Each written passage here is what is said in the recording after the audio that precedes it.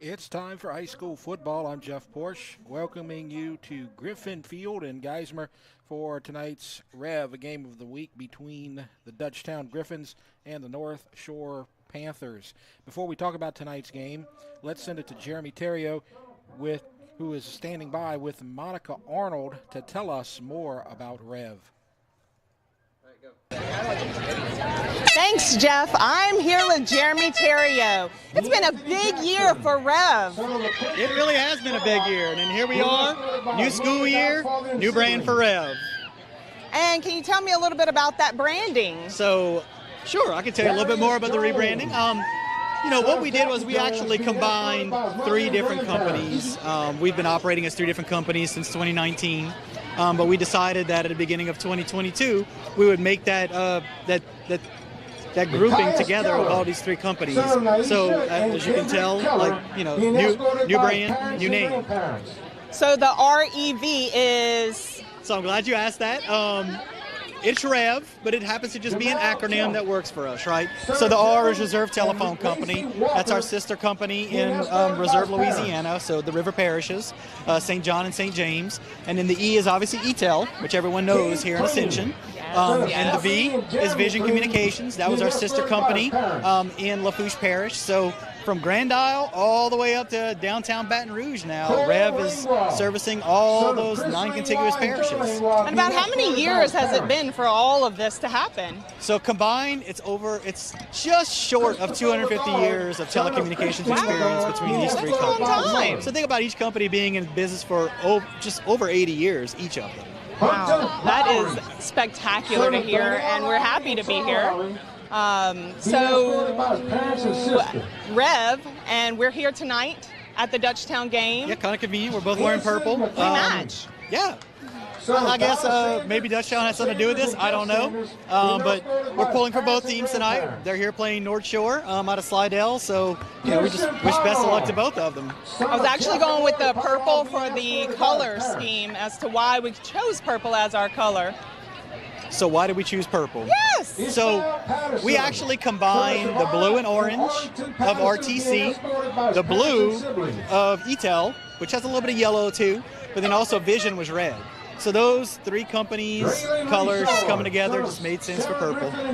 Okay, so thank you for sharing about the rebrand. How do you find out more? So people can go to our new website. It's letsrev.com, and there's more information about video, internet, telephone, security, and also our business side of the business is there on letsrev.com. So business, residential, right next to one another. Okay, so visit our website. Visit our website. Find out more. Yep. Rev it up. Well, thanks, Jeremy, for the rebranding update. Stay tuned for the REV Game of the Week.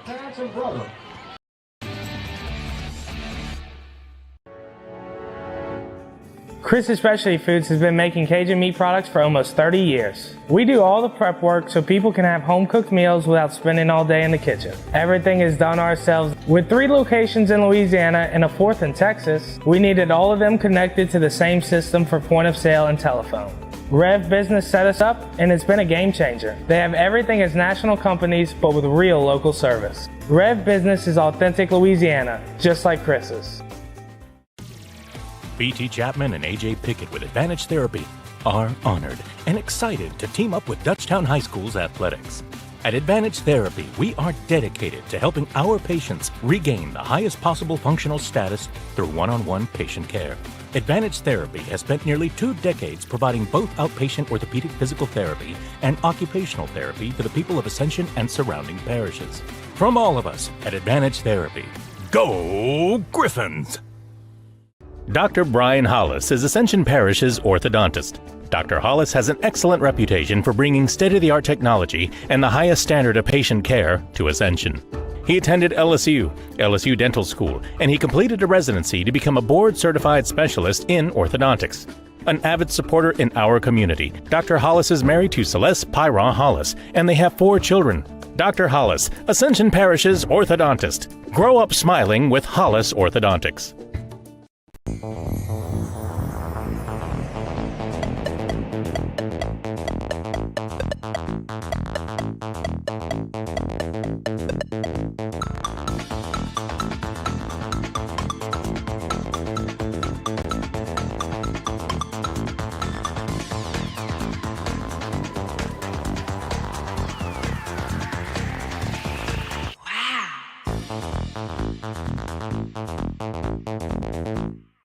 Get to know SEC Heating and Cooling this year. Locally owned and operated by Stephen Conyer since 2013, SEC Heating and Cooling works with residential and commercial customers in Ascension, East Baton Rouge, Livingston, and surrounding parishes. SEC specializes in preventive maintenance, repair, and complete changeout and installation of energy-efficient central air systems. From professional sales and expert installation of central AC systems to repairs and ductless AC systems, we can handle all your needs. For total peace of mind, call SEC today.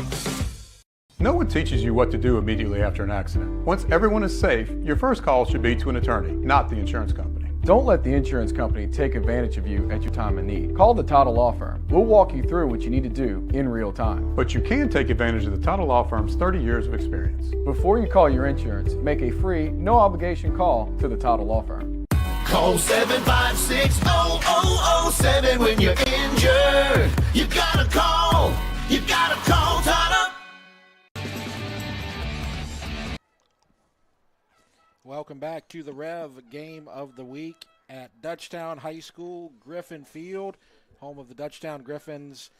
Week 1 of the regular season, North Shore at Dutchtown. I'm Jeff Porche, and joined tonight by Coach Patrick Hymel, the D-Town voice, and he'll be providing the analysis for us tonight as we start our season. And it's it looked like there were going to be some thunderstorms this afternoon. That's gone through, and it looks like it's a pretty nice evening out here, Pat. Well, my first analysis is hot, but the sun is going down. There was actually a little bit of a breeze. I was trying to check the flag. They hadn't posted the flag yet, Jeff, but there was actually a nice little breeze there. And I was talking to somebody earlier that, back in the day we used to start the game like at 7:30. I think I'm going to get a petition to start games at 7:30. That way the sun sets a little bit earlier before the game, and at least until October, kind of like when the water break ends, Mm-hmm. Right. It's about 87 degrees out there, so it's still a warm night. It's going to get down into the low 80s, high 70s before the end of the evening.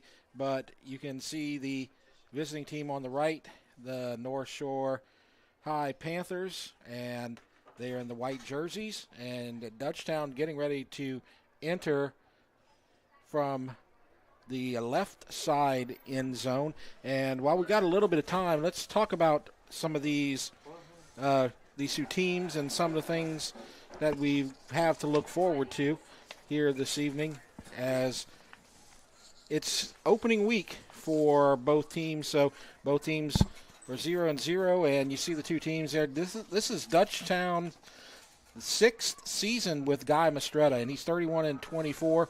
He's in his 19th year overall, 147-62. Had lots of stops along the way. And North Shore, they have a second-year coach, Bobby Sanders, and he kind of turned the program around a little bit last year, as they were struggling for many years, and he got them up to 500, and they got a playoff berth last season. Did real well. We beat them pretty good week 1, Jeff, and they also had senior night week 1 last year, and I'm like, senior night week 1? Yeah. And we turn around a year later, it's senior night here tonight for the Griffins. Yeah. But they had a good run, and they went in overtime with West Monroe in week 1 last year. That was of the playoffs that last season. Yep. These two teams have been trying to play a lot, but last season you had Hurricane. That didn't happen. A couple of years ago, the COVID stuff, and so they've been scheduled to play week 1 about 4 or 5 years in a row, and this is only the second time that they've actually done it. And as you said, last year, North Shore 5-5, but they took West Monroe to the limit and had a triple overtime game last season. So this team's capable. They're definitely a team on the upswing. Dutchtown 5-5. They lost in the first round of the playoffs over at Acadiana High last season out in the Lafayette area. And so both these teams were one and done last season, 5-5. So we expect, teams change year after year, but we expect a pretty solid matchup here tonight. Last week in the Jamborees, North Shore looked really good, 34-0 over Lakeshore, and Dutchtown with the loss, 3-0 to East Ascension. Defense looked good. We were both out there covering the game, and Dutchtown's defense looked really good. Still still some work on offense, and we'll talk about their offense and defense as the night goes on. No doubt, Jeff, you lose on a 41-yard field goal. Dutchtown had a couple turnovers, put the defense in a bad situation, but defense is going to be their strong suit, led by Dixon Agu, linebacker with a Tulane commit, and A.K. Burrell, a Furman commit on the back end. So two pretty good places to start for the Griffins defensively. Right. They've got a lot of returning players. You got Baron Cozy on the line. You got Hanbury at linebacker. You talk about Agu. McCaffrey was an outside linebacker starter last year. Caden Mackey got a lot of action. So the defense is definitely ahead of the offense in terms of experience. They got a good offensive line, too. They got a lot of experience there, especially at the two tackles, the bookends, Wayne McKinney and Ethan Fields. And Ethan Fields, a D1 commit as well. To the Purdue Boilermakers, who looked pretty good last night. Yeah, they kind of lost at the last minute, but they looked like a much better team than they have in recent years. The problem we're going to have here tonight on offense, we expect for Dutchtown, is there's a lot of new faces out there, and one face that's not out there, who we saw last night over in Tennessee, Dylan Sampson. Yeah, because all my exes live in Texas, because I now hang my hat in Tennessee, and Dylan got a lot of love last night on TV. Well-deserved love, averaging 9.3 yards a carry, I think they said last night. Even mentioned that he was homecoming king, and talked about him being RB3. He got over at least 10 carries. I saw it. His average didn't look too good, but he got a bunch of carries near the goal line, which it doesn't matter whether or not it's a 1-yard run. I could have gone for 90 yards. It's still only 1 yard. So kind of hurt your average a little bit, but happy for him.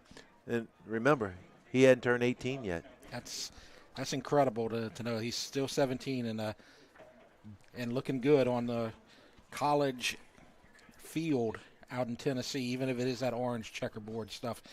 You see on the field right now the Dutchtown Sound. I believe we're getting ready for the alma mater and the teams getting ready to enter the field. So we're going to look at that once that happens. But while that is going on, let's talk a little bit more about the offense. Last season, Pearson Pyron got a lot of action at quarterback.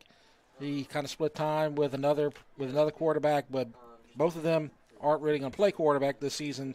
Got junior Ethan O'Quinn at quarterback, and replacing Dylan Sampson is going to be Gary Dukes. And so Pearson Pyron is still going to be out there, but he's going to kind of be in a utility role. Maybe see some snaps, maybe get some plays at running back, but he's primarily going to be a slot guy. As the Griffins take the field, as they enter, as you see the Griffins heading out right now. Pearson's supposed to play 80% of his snaps at the slot. Also supposed to get some touches at running back, and then periodically play some quarterback. But you got to find one of your best players. I mean, last year, Dylan and Baylor, they took a lot of the attention, and when Pearson tucked it, I mean, he was successful quite often. So you got to get him the ball when he's basically your only returning skill guy on offense. Even though technically he's not playing the same position he played last year, we still got to get him the football. And so we're getting ready for the alma mater, national anthem, and all that as you see King the field. And as soon as they do that, then we'll have the remaining pregame ceremonies. About to have the national anthem. In the Dutchtown alma mater, tonight's invocation will be brought to us by Senior Rachel Farragy here at Dutchtown High School and a member of the Fellowship of Christian Athletes. Please bow your heads. Dear Lord, thank you for this day and the opportunity to come together and support our schools. We ask for your protection and guidance for all of the players, coaches, referees, and students here tonight. Let us be examples of good sportsmanship and show respect for our teammates, friends, and competitors. We ask for your blessing on this game tonight and on each of us as we strive to do everything for your glory and purpose. In your name we pray. Amen. Now, ladies and gentlemen, we'll have the national anthem in the Dutchtown alma mater played for you tonight by the Dutchtown Sound.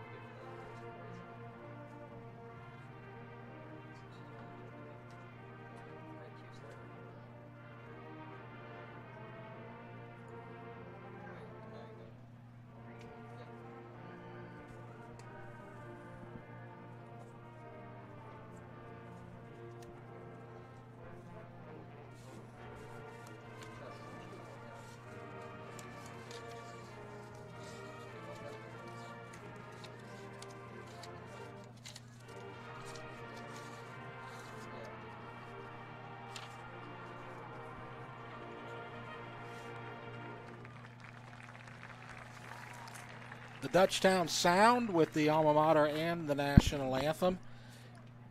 Led by Sheely Bell, year 50, we think.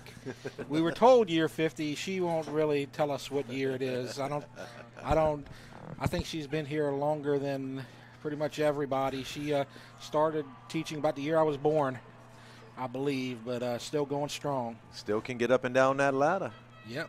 She said as long as she can do that, she's going to stick around. So when I'm sure they'll be glad to have her for that long if she can stay. So we're about ready for the coin toss, I believe. And it looks like the captains over here on the Dutchtown side. I see Ethan Fields. I see Agu. A.K. Burrell and Pearson Pyron. I think that's the voted 4-team captains. They recognized them today at the pep rally. Yep. I couldn't go to the pep rally today. Running ISSP, I had to keep the kids who didn't go. So yeah, I was wondering because they had a revenge video at the pep rally today. Oh yeah. Yep, and they try to get revenge on everybody by throwing a whipped cream pie in the face. And somehow you missed that. I'm glad I missed that. I was in on that number. I don't know why they would want to be getting revenge on me. Oh, I don't know why. 8, 31, 77, and 88. 8 is Jackson's Fugate. Number 31, Bell Airy. 88 is James Bridges. And let's see, I believe that's number 77, Bennett Kastner, offensive lineman, captains from North Shore. So we're just about ready for the coin toss. Lau gave me the Zooming answer. in and out. Switched the game from 7:30 to 7 because of the media. There's such thing as the internet. I think we changed the time before the internet. Yeah, no, I don't know. But yeah, media is a thing for sure. For that. So here we go. It looks like, let's see, North Shore won the toss. They are going to defer, so Dutchtown's going to get football first. No, excuse me. Let's see. Well, referee messed it up. The white hat messed that up. Okay, so North Shore is going to receive, so their offense is going to come out, and I think Dutchtown probably prefer that because the defense is going to be probably their strong point this season. So as we get started, we're going to begin by taking a look at the North Shore offense while we wait for the kickoff. And one thing that we have to mention is they're going to have a new quarterback, number 13, Donovan Wheelbacker. And at quarterback, the starter is injured, and he's going to be out for about 4 weeks, so we'll talk about that some more here tonight. Running back Bryce Cherry, receiver James Bridges, TJ Coleman, Ethan Handerhan, tight end Cooper Tarifa, and then the offensive lineman Bennett Kastner, Lewis Stokes, Jaden Lang, Logan Dunn, and Reagan Bolin. So that's the offensive starters. We'll get to the Dutchtown defense after the action begins. But as we mentioned, they have a quarterback who's a pretty good quarterback, but he's going to be out for a few weeks. And so Dutchtown getting a little bit of a break probably right there. Jack Buell, the starting quarterback, who they won't see here tonight. So 96 is the kicker for Dutchtown, Corbin Roussel. I think the referees are still in preseason form, Jeff. They had Northshore on the left receiving, and now they're on the right receiving. Yeah. All right. I thought I was just in preseason form. We're all in preseason form here tonight. Back deep, number 4 and number 20. That's Kyle Williams and Cohen Robeharn.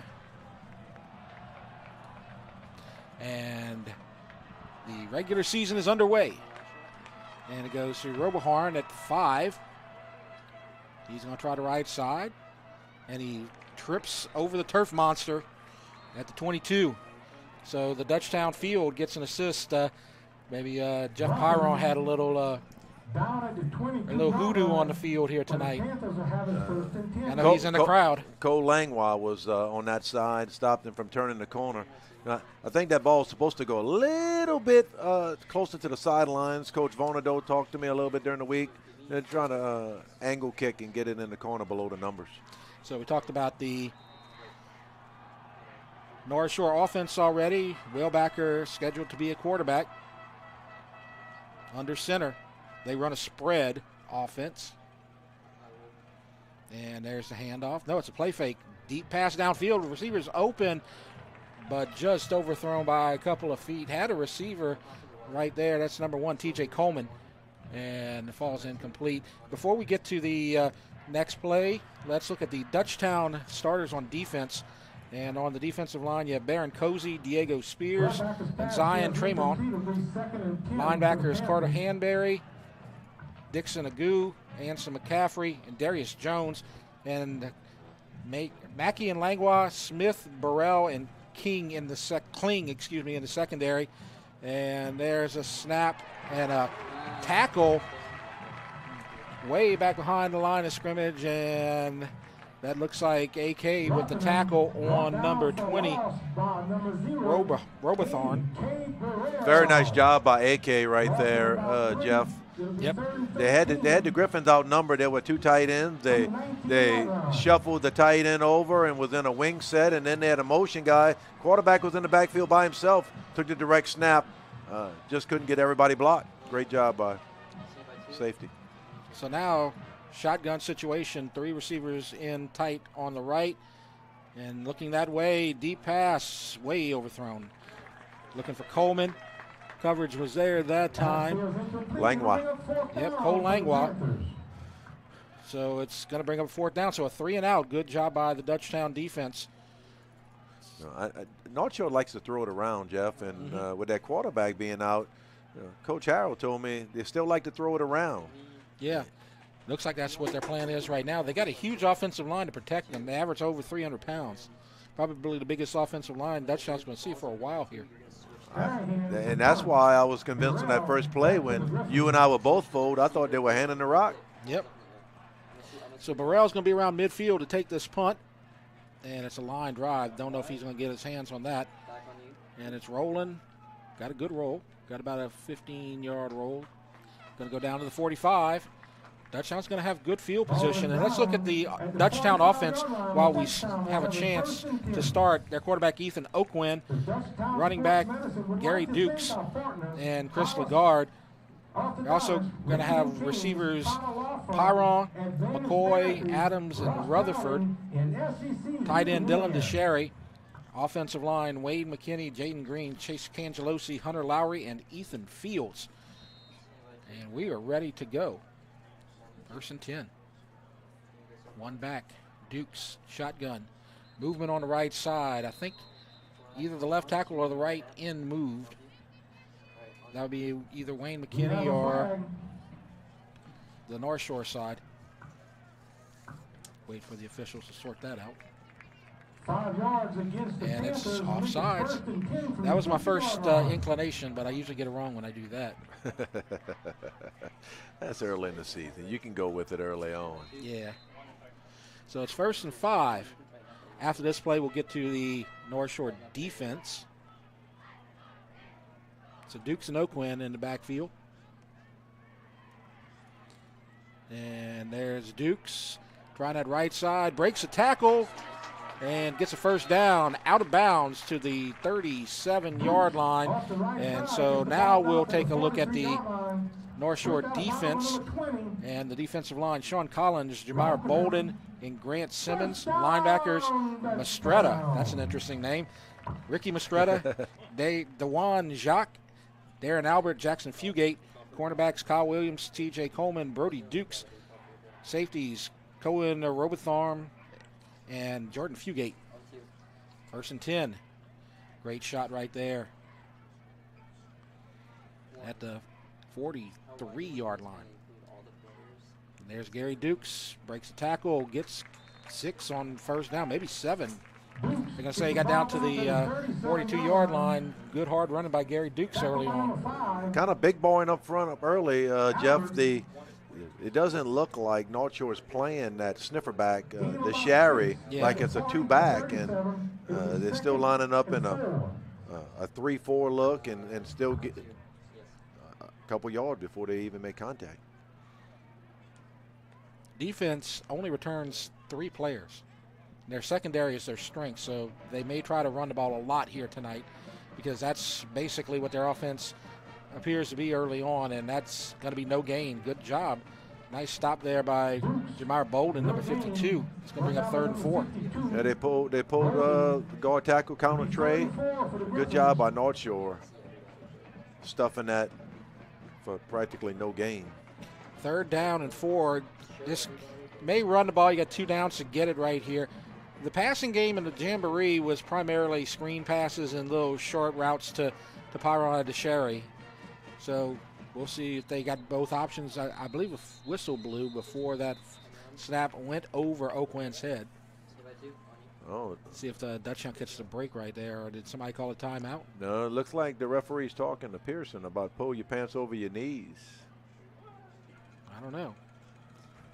It looks like North Shore had actually called a timeout. So it's going to be 3rd and 4. I kind of got a break there, Pat. The snap went over Oakland's head. Would have been 4th and long. Probably would have been forced to punt. You'd be curious to be on the field whether or not the center heard a whistle and thought it was a clap. Yeah. And that caused it, and Oakland wasn't ready. Kind of caught me off guard, but hey, rather be lucky than good sometimes. Yep. There's 8:38 left to go here in the first quarter. No score between North Shore and Dutchtown. First drive for Dutchtown. They kicked off to start the game. North Shore got the ball, had a 3 and out, and Dutchtown driving. This is 3rd and 4. They already have 1 first down on the ground from Dukes. Like I said, this could be 2 plays here to get this first down. Shotgun, that's what they primarily run. I see Pyron on the right side. Definitely got that tight look. Oh, trouble. And Oakland does a good job maybe getting half a yard. That could have been a disaster. A couple plays in a row where you have a little bit of trouble with the snap. I don't think that was really a terrible snap, but just Oakland had a little trouble getting it. Speed may have a little bit of effect on it, how hard he's snapping it. The location didn't look too bad. So it's 4th down, and they're going to go for it. Now Pearson Pyron goes in the backfield, and he'll replace Dukes. Like I said, he's going to be more of a utility player this year, more like that Swiss Army knife role. And Pearson's going to get it, and he's got a first down. Down to the 30, down to the 29. Big run by Pierce right there. And so it's going to be a first down. Dutchtown's quarterback last season, most of the season, he won't be the quarterback this year, but he's got the first down on the ground. Not scared to run it between the tackles. You know, last year when they ran that quarterback power, a lot of times it's between the tackles. Yep. Still in the backfield. He's staying back there, and he's an interesting guy in terms of his future. We'll talk about that too as he gets a carry on first down. Not much, no gain probably. You see him at the slot receiver. You see him at tailback. He's going to play quarterback. He's going to play college football. He's probably going to play D1 football, but it's not going to be at any of those positions, Pat. No, Jeff. Going to be a deep snapper somewhere, and coming into the season, they didn't think they were going to have to rely actually on him deep snapping, but tonight he has to deep snap. Yeah, he's one of the top deep snappers in the country. Been doing a lot of camps and stuff. He's been touring a lot of schools. Also started on the baseball team, so he's got a lot of different skills at many positions in many sports. 2nd and 10. There's Pierce again. He's going to get about 3 down to the 27. Yeah. Dutchtown's run the football 5-6 times in a row now. That's that free safety. He did kind of the I think it was the free safety or one of the safeties. When the ball's bouncing around in the backfield, you got to stay deep, but he came running up. So he's taking chances, trying to be part of this run game. See a lot of tackles there by Dewan Jacques, number 34. He's all over the place. It's 3rd and 7, and they give it to Pearson. Looked like they were trying to do a little decoy there, trying to fake him out with the snap over the head, but nothing doing right there as North Shore's defense answers. It's going to be 4th, looks like about 9 or 10, as the clock's going to stop as we have our hydration break. So it's going to be a 4th down. This is about what we kind of figured. We'll take a short 30-second break with no score. You're watching the the REV Game of the Week. The athletic training staff of Dutchtown High School would like to thank Hollis Orthodontics, Tata Law Firm, Raising Cane's in Prairieville, Ross Downing GMC, SEC Heating and Air, Baton Rouge Orthopedic Clinic Foundation, Advantage Therapy, Peak Performance Physical Therapy, for their support of our Griffins Sports Medicine Program. And it's 4th down on the REV Game of the Week. Jeff Porche, Pat Hymel with you. No score. Dutchtown versus North Shore. 4th and 10. They're going for it. Oakwin and Dukes in the backfield. Definite passing situation. Empty backfield. Dukes in motion.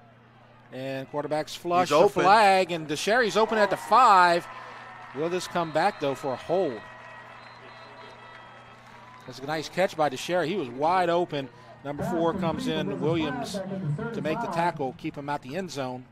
But let's see if Dutchtown's going to get a hold or going to get a break. It looks like a hold.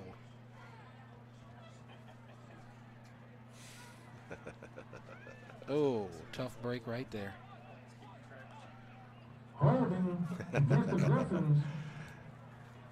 So it's going to be 4th down. They're going to have to punt this now. That'll be 10 yards from the 32.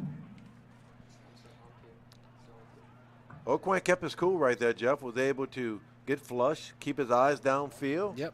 Yeah. That's something we didn't see at all in the Jamboree. Not a lot of vertical passes. Mostly little dumps and screen passes to Dukes and Pyro. But it's nice to know that they have that option. And DeSherry's a nice little receiver. He's replacing Caleb Ickes from last season. But he got a lot of time on the playing field, too. But he's a nice-looking tight end out there. And it's a punt now. Bridges back. And it's a good punt to the 10. And it will roll into the end zone. So Corbin Russo doing the duties, double duty, punter and kicker for Dutchtown sophomore, I believe. Yep, definitely a sophomore. I remember talking to him a little bit last year at some soccer games.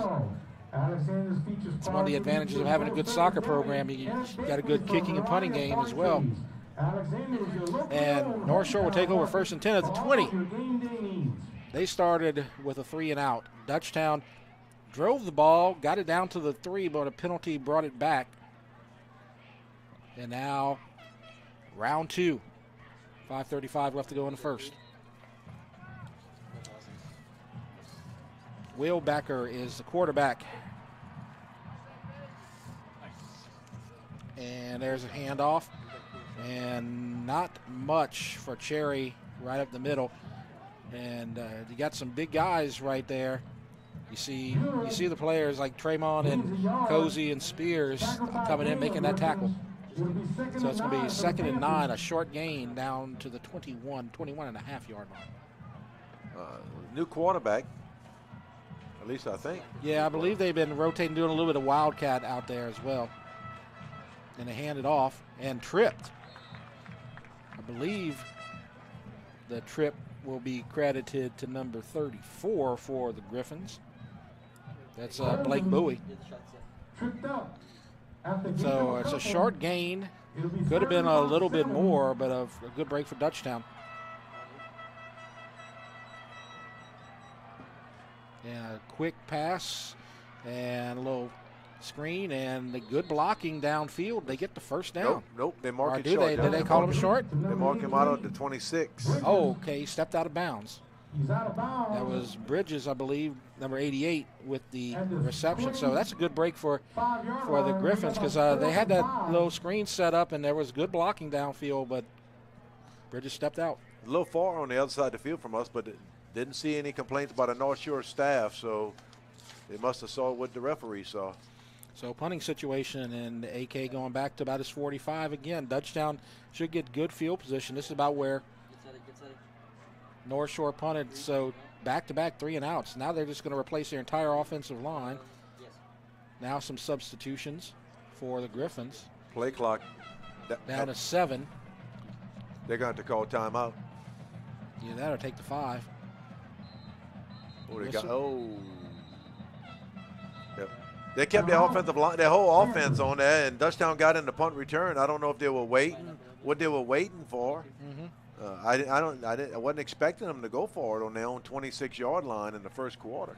Well, it's going to be a timeout, so they've used 2 already with 4:32 left to go in the second quarter. Now let's take a look at some of the things that we've set up here for tonight. Let's take a look at what Dutchtown's done historically. Week 1, they. This is the interesting stat, Jeff, that I saw. 4-5 at home. Yep. And 8-2 week 1 on the road. I remember a couple of those games. They play some tough games at home. They've lost to Lutcher a couple of times. Week 1, you see, first game was 32-0 over Grace King. Last year, you had to win over Evangel, that Week 2 game. 5 opening games have been canceled. 2 of them in the last 3 years. You see what it was, the hurricanes, the COVID, all that type of stuff. So glad to have regular football this season and hopefully a 10-game schedule. Knock on wood. The punt. And it looks like they're going to start around 45 again. Little roll down to the 43. So maybe the 42.5. May have to move AK up 10 yards. Try to catch the ball before it rolls. It's getting real close to hitting one of those guys doing a good job blocking downfield on the Gunners. Yep. So Dutchtown comes out on their second drive, and they primarily ran the ball, but you did see that pass to the Sherry downfield. So it'll be interesting to see if they kind of open it up a little bit and maybe take some shots. There is some injuries in their secondary. They have a couple of cornerbacks out, so maybe they can exploit that.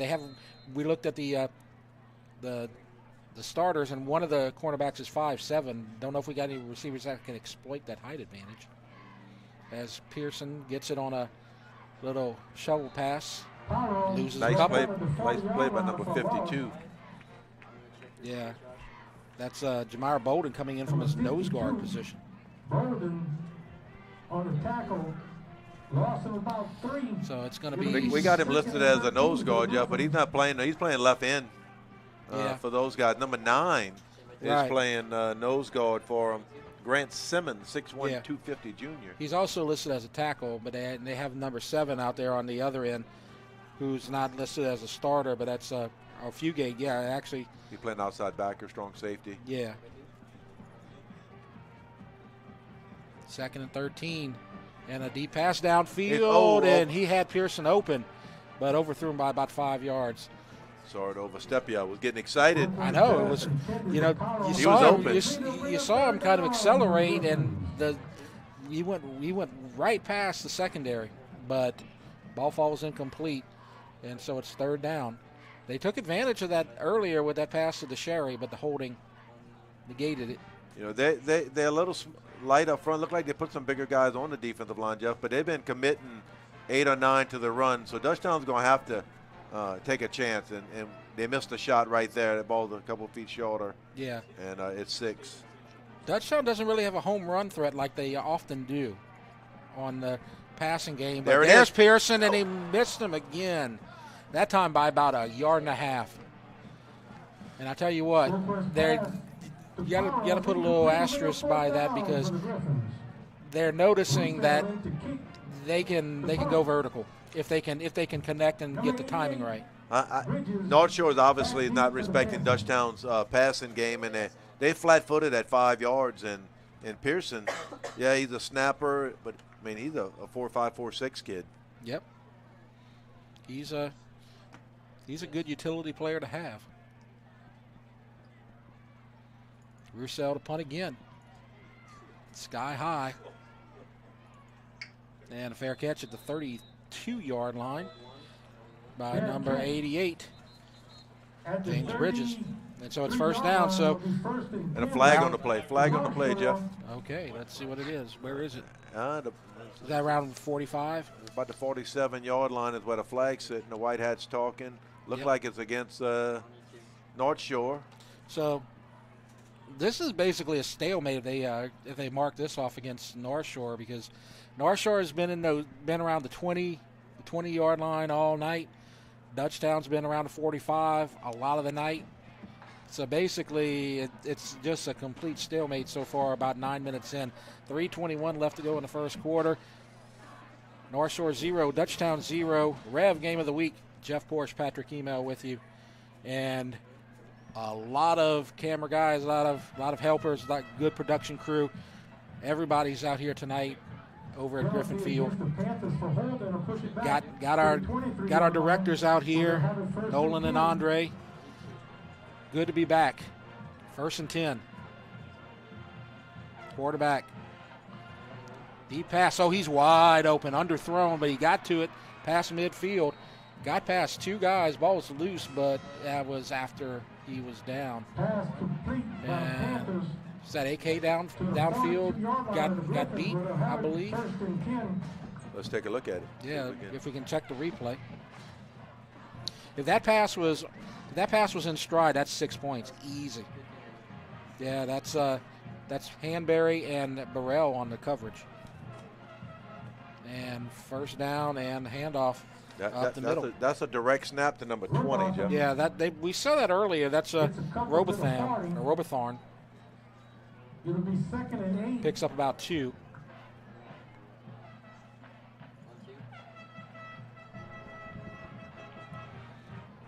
So we're now at 2:42 left to go. Good shot right there. Lots of great close-ups here tonight.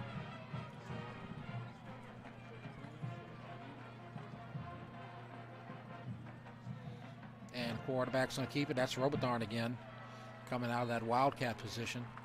Nothing doing, though. Trying to run quarterback counter. Dutchtown doing a great job up front. Yeah, I believe that was Cozy and Agu on the assist there, getting the tackle. So it's 3rd down at the 40. Dutchtown needs to stop here as North Shore's kind of flipped the field on this drive. Positive yardage in the Griffin territory. Possibly 2 down situation here. Quarterback pressure, steps up, deep pass, contact. Did he catch that? He did. Touchdown. Wow. TJ Coleman. And I thought there was contact with him and Burrell, but he was still able to concentrate and hold on to the football. I thought they might call some DPI there, but not necessary. Look at that pass. I thought it was going to be. He turned it the last second, thought it could be picked off. Wow, right over right his behind, shoulder. right behind AK's left elbow. Beautiful. Touchdown for North Shore. They take the 6-0 lead.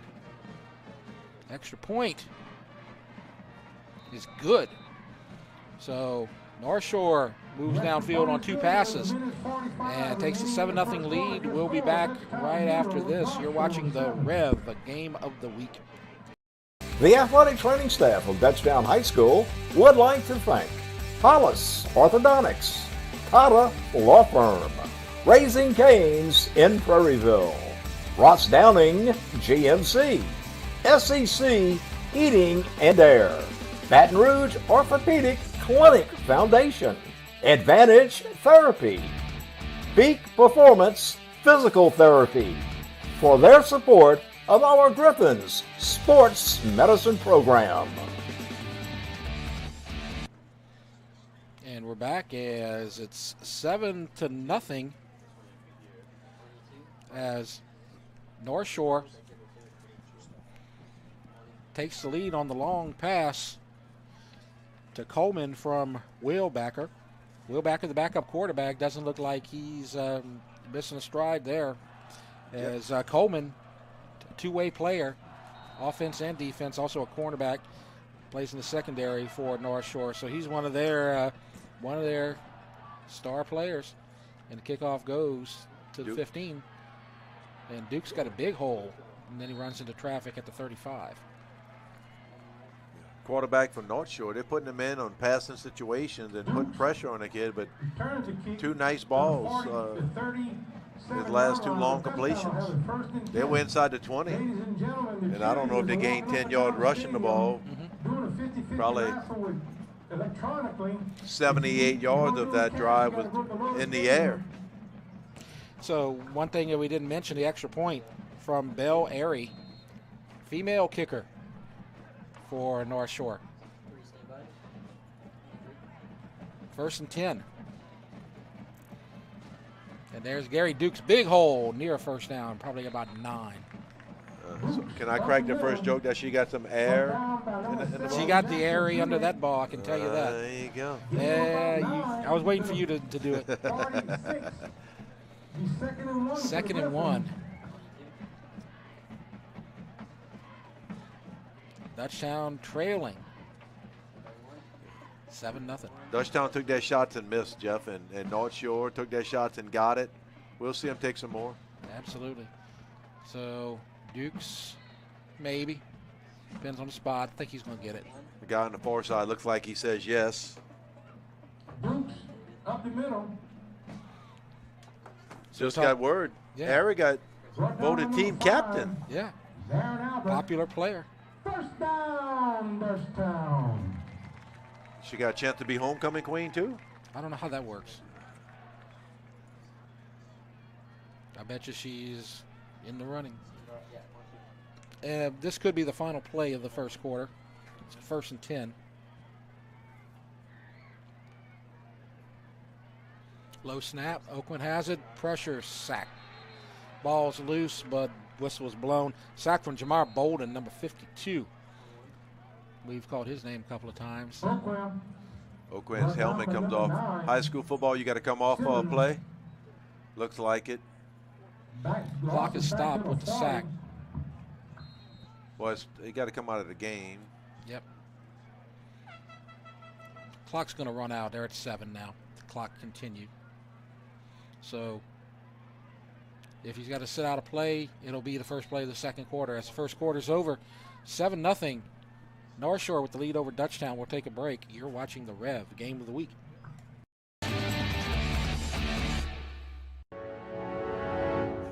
Chris's Specialty Foods has been making Cajun meat products for almost 30 years. We do all the prep work so people can have home-cooked meals without spending all day in the kitchen. Everything is done ourselves. With 3 locations in Louisiana and a 4th in Texas, we needed all of them connected to the same system for point of sale and telephone. REV Business set us up, and it's been a game changer. They have everything as national companies, but with real local service. REV Business is authentic Louisiana, just like Chris's.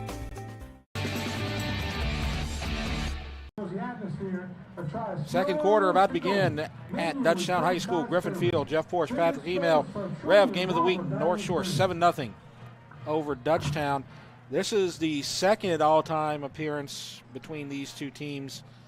As we said, they've been trying to play week 1 for about 5 years, and they've only got 2 of them in so far. Dutchtown leads 1-0, 41-7. This is only the second time they meet. They were scheduled to meet during the COVID years, during the hurricane years, and just did not happen, as you see right there.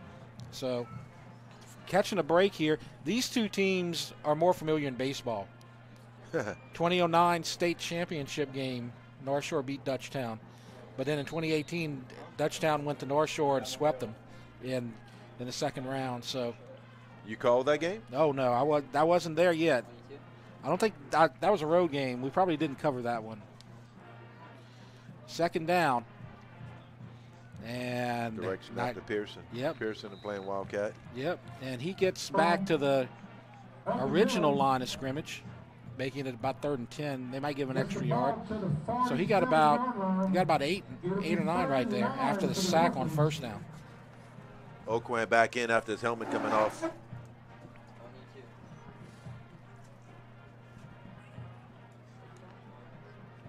Dutchtown's had some receivers open, Jeff. Let's see if we connect for a first down right here. Yeah. And they look for Pyron a lot, and they look to DeSherry. Those are the two guys. Gonna have to move the pocket though because they've been getting pressure up the middle. And the pass Nice. downfield, wide open, Pearson Pyron. And that time they connected. That's a similar pass that he threw in the Jamboree quite often. It was DeSherry most of the time on that little quick curl, 12 back to 10, maybe 10 back to 8 right there. They almost on rhythm. They almost primarily ran screens in the Jamboree. We haven't even seen a screen to Dukes here tonight so far. And with the pressure, you may expect one. Yeah, that could be a something to watch for, because they're definitely getting pressure up the middle. Set up one of those screens to Dukes, and he might be able to make something happen. He's in the backfield with Oakland. It's at the 36, and nothing doing right there. They're getting that pressure up the middle. The inside, the interior linemen, and there's Bolden again. They're having a lot of trouble with them. The interior linemen are dominating on the North Shore side right now. Substitution coming in, you see, for Dutchtown, number 48 checking in. Preston Romalo. Yep. We got actually Angelo Gonzalez, I believe, the senior. They got two 48s. We got two of them. Yeah, but I was about to say the defensive end. I mean, a DB. That didn't make any sense. Okay. Gonzalez is a tight end, so maybe getting a little more protection.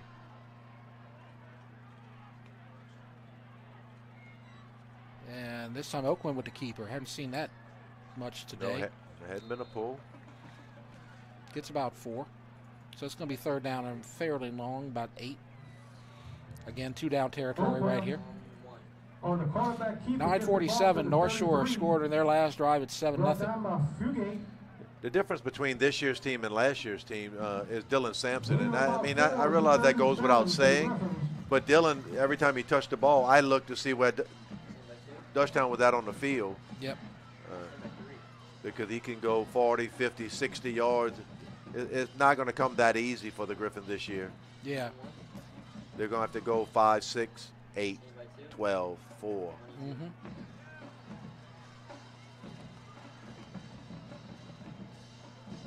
And there's a pass complete and down to about the 26. That's close to a first down.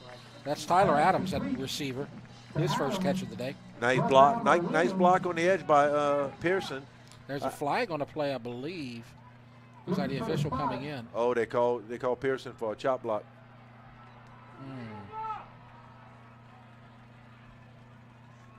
Yeah, I didn't see the flag come down, but I did see the white hat coming in to have a discussion. Yeah, I saw the referee kind of give the old at the knees signal. Mm-hmm. Like Dutchtown's jerseys right there, the all black with the purple D. And I love the shoulder stripes. Got the purple in the middle too, I believe. I was having a discussion earlier. Dutchtown had a flat black helmet. This year it's the shiny black. I like that more. I don't like that flat look at all. I'm more old school. Ball is placed back at the 41-yard line. I know they had been working with Pearson at blocking, and I thought he had a pretty good block right there. Didn't see him go low. Just saw the success of the play.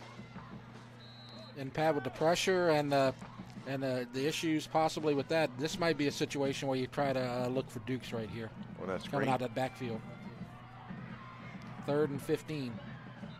Whistle. 3rd and 20. It was coming. It was? Yep, that was the screen. Yep. That was the screen, and it was set up. Sometimes it stinks to be right. Because they saw it as, well, if you're going to use your timeouts, might as well use them at the best times, I guess. They're out of timeouts, and we'll take a short break with North Shore leading 7-0, 8:53 in the second. You're watching the REV Game of the Week. The athletic training staff of Dutchtown High School would like to thank Hollis Orthodontics, Cotta Law Firm, Raising Cane's in Prairieville, Ross Downing GMC, SEC Heating and Air, Baton Rouge Orthopedic Clinic Foundation, Advantage Therapy, Peak Performance Physical Therapy, for their support of our Griffins Sports Medicine Program. We're back, and we're ready for 3rd and 15. And North Shore called a late timeout right about the time the ball was snapped. They got away with it, and they had the screen set up to Duke, so the element of surprise is not there in this situation. So we'll see what they choose to do right here. Man in motion, that's Pyron. And they're still setting it up, and behind Pyron. Nice setup, Coach. Nice setup. I mean, North Shore's been putting pressure on the inside. A little jet sweep fake. Just a little bit behind Pearson. Got one hand on it, tried to reel it in. If that ball's a yard in front of him, he could have converted the first down. He had one guy to miss, had a guy blocking downfield.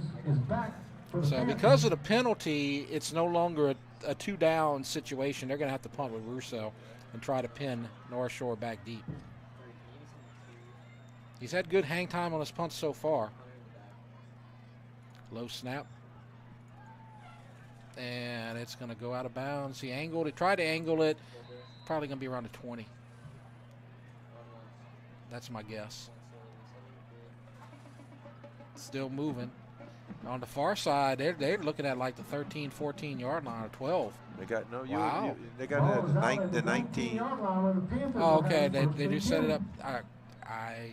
No, it looks like that's about the 12. Look where the chain gang is on the far side. They're in the wrong spot. Okay, I was about to say. Well, I'll tell you what happened, I think, Jeff. The white hat stands behind the punter, and he picks an angle on where the ball hits. But there was a second referee that was out of bounds. Yeah. And he saw that guy and thought he was in line. Yeah, that's probably it. Good call. Play fake, deep pass, overthrown. Incomplete, looking for Bridges. And that was that Wildcat situation, or backup quarterback, actually. Number 4, that's Kyle Williams. Cole Langlois on the coverage. You know, his brother, Baylor, before he played running back, was an excellent outside linebacker, strong safety for us at the freshman level, and had most success on the offensive side. 8:39, second quarter. And pressure, not in time. Pass is complete. Good job by the quarterback getting that out and staying calm and composed, and a big gain for North Shore as the pressure coming. But first down, look at the pressure coming there, really close. Pressure from number 34 as the pass is complete to Bridges. Pressure coming from Blake Bowie. First down, and there's a handoff to Cherry. He gets about 4. So second down for North Shore, and they've started to move the ball. They have some momentum right now. They got the touchdown on their last drive, but they're moving the ball again. Quarterback is the backup. We talked about their quarterback being out. Their starting quarterback, Buell, not missing a beat so far.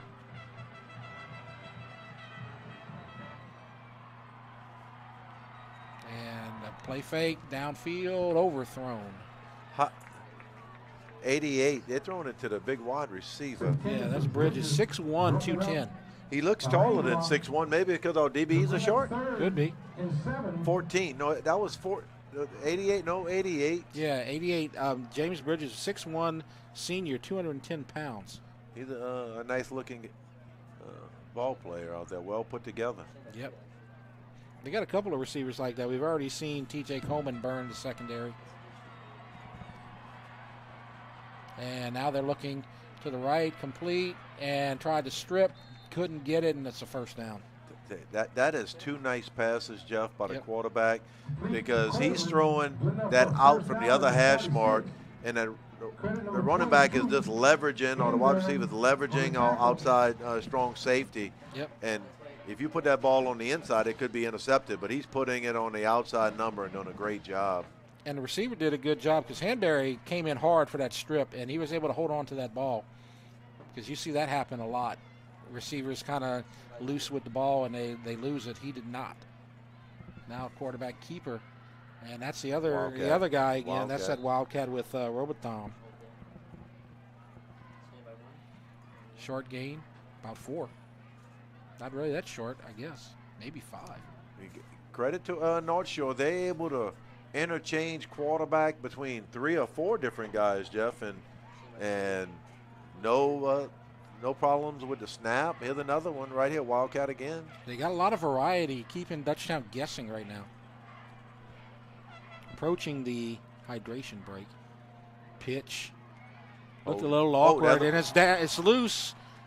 And I think that the quarterback picked it up. That's probably holding on North Shore, but I would think Dutchtown's going to decline it and make it 3rd and 15. Yeah, I believe that was Kyle Williams who was playing quarterback right there and held on to it. So this would probably be a penalty they would decline. I would think so.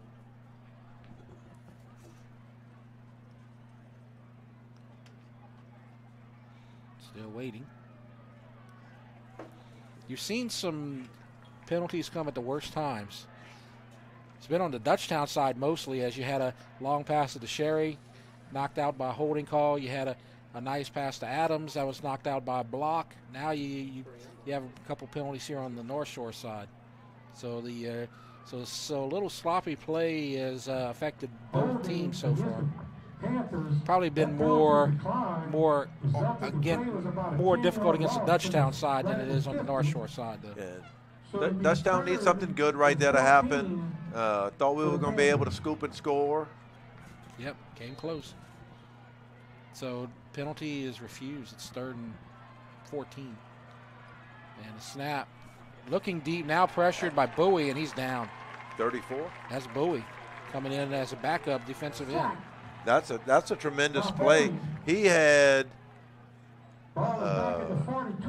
still had a tackle on him, and he was able to put pressure on him and grab the quarterback. The running back tried to pick him up, and he just pushed the running back into the quarterback. That's a heck of a play by 34. Yeah. And Bowie coming off the bench doing that.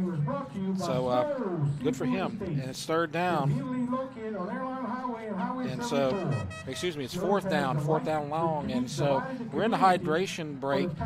And so let's look at what Dutchtown has done the last 5 seasons while we are on this break right here.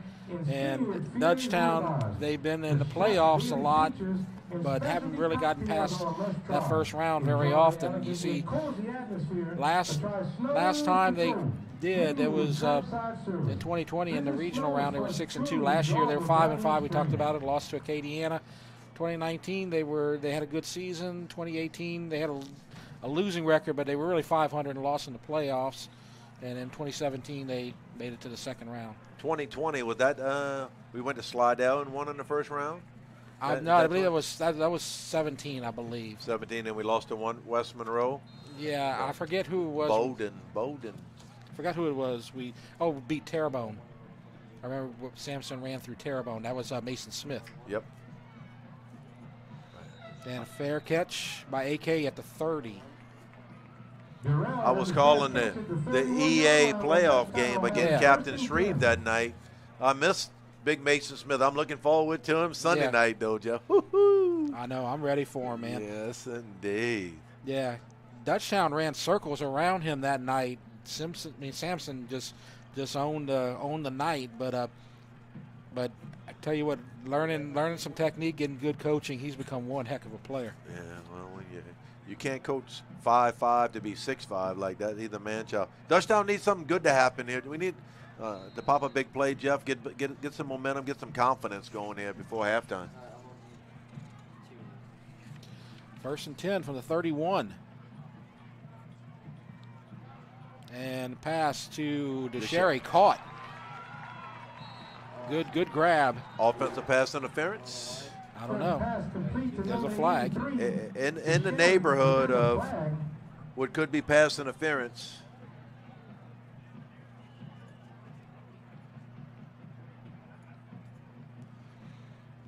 Real nice catch by DeShary, kind of ball over his shoulder.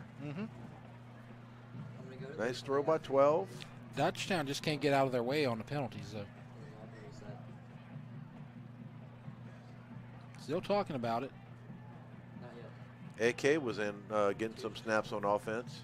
Offensive pass interference. You nailed it. What I can't remember if it was trips or if it was twins out here. And when DeShary comes out, you can see on this play right here. I can't see it. Up at the last of it, it looked like the wide receiver kind of. Yeah, I believe that's Jaden Scott. You got to do it. You gotta do it on purpose, but can't make it look like it's on purpose. Yeah. The offensive coaches like to call that a rub. A little bit of a rub route. I'm screaming interference to the defensive coach, and they call it rub. So it's a 12-yard penalty. It's 1st and 22 from my count. Ball's at the 19. Need to get to the 41. That's a bad penalty. Coach Mastretta's telling them the referee's not listening to him. And there's Dukes. Gets about 6 of it back.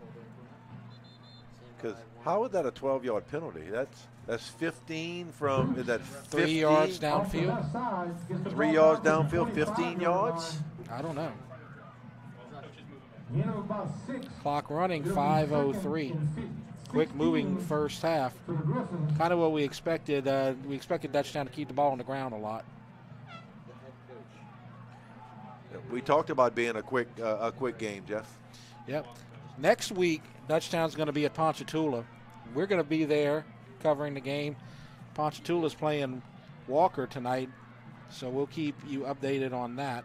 This is like the Big 12 SEC. Here's a nice rollout. And a pass. And complete. Yep. Far side of the field, and that's number 10. That's Jaden. I believe that's Jaden Scott. Casey McCoy. Excuse me, Casey McCoy. I was looking on the wrong team roster. Wrong roster right there. Casey McCoy. He was the one who committed the penalty. Because Walker's in the 5-5A district, and they're playing Ponchatoula, the 6-5A district. Yep, and Walker leading Ponchatoula in the first quarter, 6-0. And there's a handoff to Pierce. Up the middle. Gets about 4. Dutchtown's going to try to go tempo right here, I think, a little bit. Try to pick up the pace a little bit, gain a little confidence. They need to do something to change the momentum. First, the defense is looking really good out there for North Shore. They've done a good job, and they put a lot of pressure on the quarterback.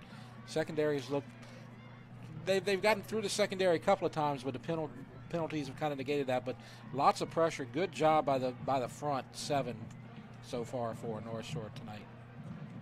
2nd and 6. And Oakwin, nobody home. I believe a little miscommunication right there. He was open on the stop route right there. You know, Dutchtown converted that 1st and 22 on that last possession, Jeff. Yep. Now they got a 3rd and 7. 3rd and 6, long 6. Well, when you get the penalty on first down, it's easier to recover from the mistake. Problem has been here tonight, the big penalties have been on 3rd down. And you wind up with 3rd and 20 and 3rd and 16. And that's a lot tougher to get through. So now it's 3rd and 6. Oakwan's out the game. They got Pearson at quarterback. This is where they tried to run the screen earlier, but North Shore called the timeout, and they had to change the play. It's going to be a quarterback keeper or no way. Gain of 1, maybe. Good job by the North Shore defense. Like I said, the North Shore defense is doing an outstanding job up that middle. And I believe they had a couple of guys, Richardson right there. Bolden, he's been called a lot here tonight. They've been doing a great job. It's 4th and 5. It's a punting situation. They're going to try to pin them. Maybe Dutchtown's got 3 timeouts here, so if they can get a 3 and out, use some timeouts, they should get good field position out of this. That's probably what their end game is right here, as Roussell's going to punt. It's going to be short.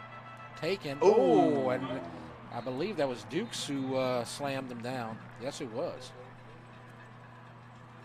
So that was dangerous right there.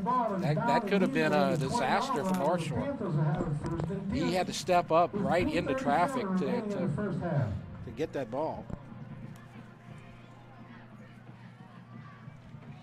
And so 2:37 left to go, and now you see it right there, the catch and then the pop by Gary Dukes. That was Bridges who received the punt.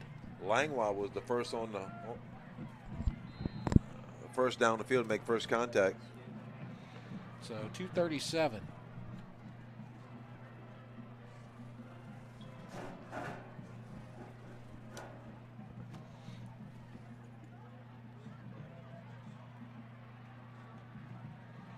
First down. And a deep pass downfield. Overthrown. Receiver Bridges lost his footing. So it'll be second down. So it's going to bring up 2nd and 10. Dutchtown does not need to use a timeout right there. You see on the far side of the field, I believe that's the Dutchtown Sound getting ready with the Griffin girls to do their performance at the half. So we're going to have that at the half, and we are trying to secure an interview for the second half of the halftime. We're going to probably talk about alumni night here, as on second down, the quarterback's going to keep it right up the middle. 5 yards. It's going to be third down. Dutchtown, where they decide to call a timeout. Clock is still running. We hadn't mentioned that much here as we wait for a third down. It's the inaugural alumni night here at Dutchtown High. We'll talk about that possibly at the next timeout. Look for that out that they've been throwing. There it is. Yep. Oh, and here, run around and that's a height advantage of the receiver. Bridges goes right over the good coverage by Langlois. Langlois was there, but that's about a 3-4 inch difference. So I want to say they're picking on Langlois, but I think Langlois is following 88 wherever he goes on each side of the field. Yep. And he had him. He was right on him. Good coverage. But all he had to do was good jump and use his height advantage. Kind of face guarding him right there, but was not successful. And I think that's a little bit of a blown play there as he's pushed out of bounds on a late flag. I was concerned about that. I was wondering if they were going to call it. Looks like it's going to be called. I believe that's Kling who came through with the late hit. That's an unfortunate. Yeah, that was a close one right there. This is a good look at it. Let's see where he's at. One step out of bounds. Yep, Cade Kling will be penalized. And that's a tough one right there. Penalties just killing Dutchtown here tonight on both sides of the field.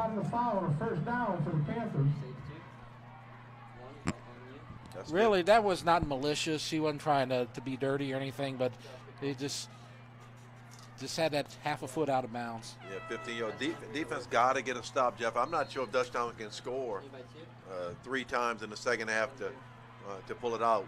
We need to hold them to a one-score game right here. So the quarterback's getting it. Wilbacher. Pressure. Nice little shove right there and dropped. That was Tarifa, their tight end.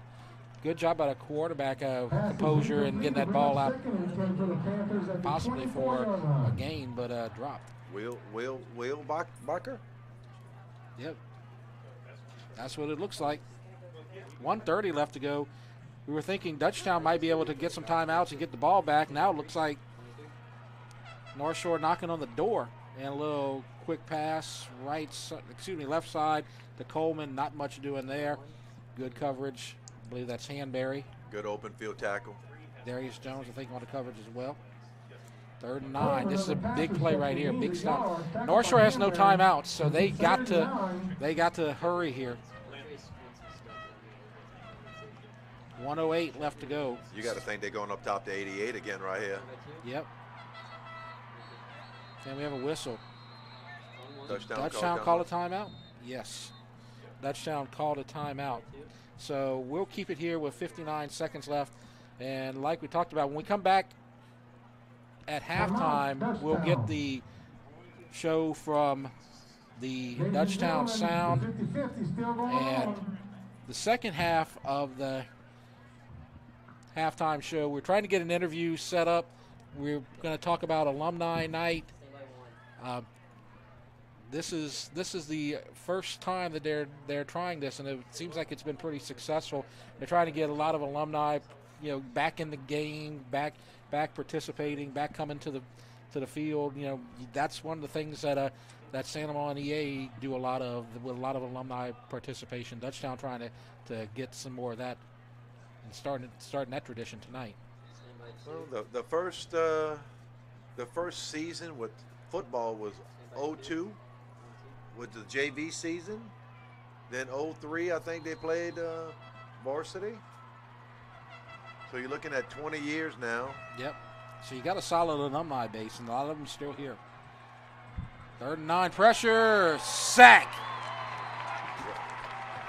They needed that. That's Agu and McCaffrey. That's a big sack. Clock is running.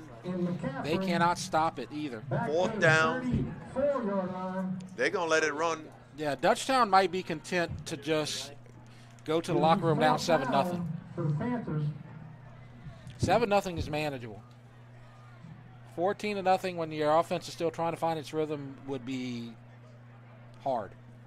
So they're probably going to. The clock is about 10 seconds behind the play clock, so they have to snap it or take the 5 yards. They're going up to 88. They're going up to 88, and they're going to run out of time. So there's 8 seconds left. They may have to add a couple of seconds to the clock. Ooh, they wasn't going 88. They were going up 14 up the seam. 14's a big tight end for them. Yeah. Number 14 is Kelly, 6'2", big guy. So timeout has been called. And so what have we seen here in the first half? It's been a pretty even game. Dutchtown still trying to find their rhythm on offense. Good defensive showing by North Shore, their front 7. And on offense, you had that nice drive, couple of nice passes from Wilbacher to Bridges, and that's been the difference.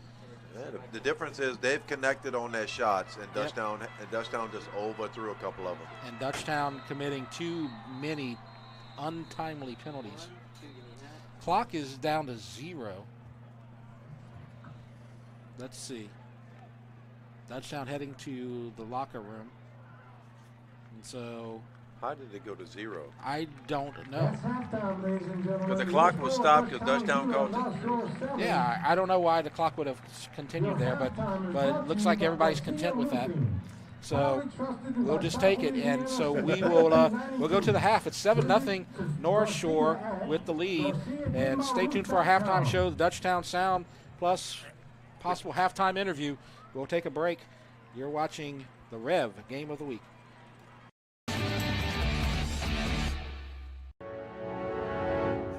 Chris's Specialty Foods has been making Cajun meat products for almost 30 years. We do all the prep work so people can have home-cooked meals without spending all day in the kitchen. Everything is done ourselves. With 3 locations in Louisiana and a 4th in Texas, we needed all of them connected to the same system for point of sale and telephone.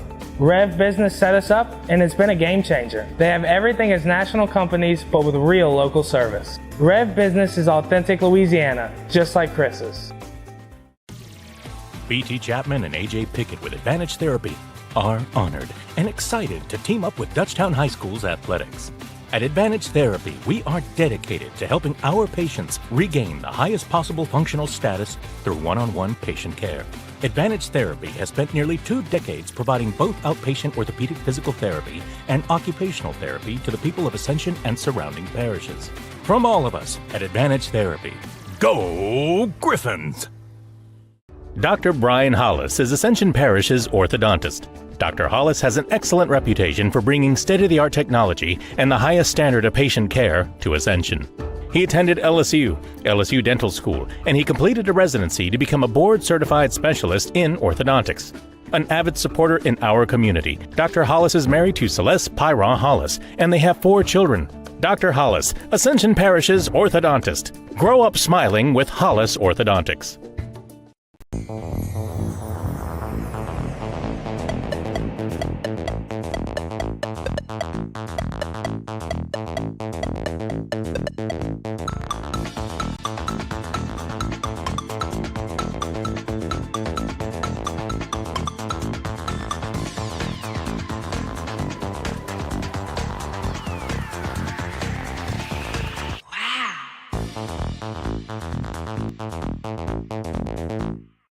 Get to know SEC Heating and Cooling this year. Locally owned and operated by Stephen Conyer since 2013, SEC Heating and Cooling works with residential and commercial customers in Ascension, East Baton Rouge, Livingston, and surrounding parishes. SEC specializes in preventive maintenance, repair, and complete changeout and installation of energy-efficient central air systems. From professional sales and expert installation of central AC systems to repairs and ductless AC systems, we can handle all your needs. For total peace of mind, call SEC today. No one teaches you what to do immediately after an accident. Once everyone is safe, your first call should be to an attorney, not the insurance company. Don't let the insurance company take advantage of you at your time of need. Call the title law firm. We'll walk you through what you need to do in real time. But you can take advantage of the title law firm's 30 years of experience. Before you call your insurance, make a free, no obligation call to the title law firm. Call 756-0007 when you're injured. You gotta call Title.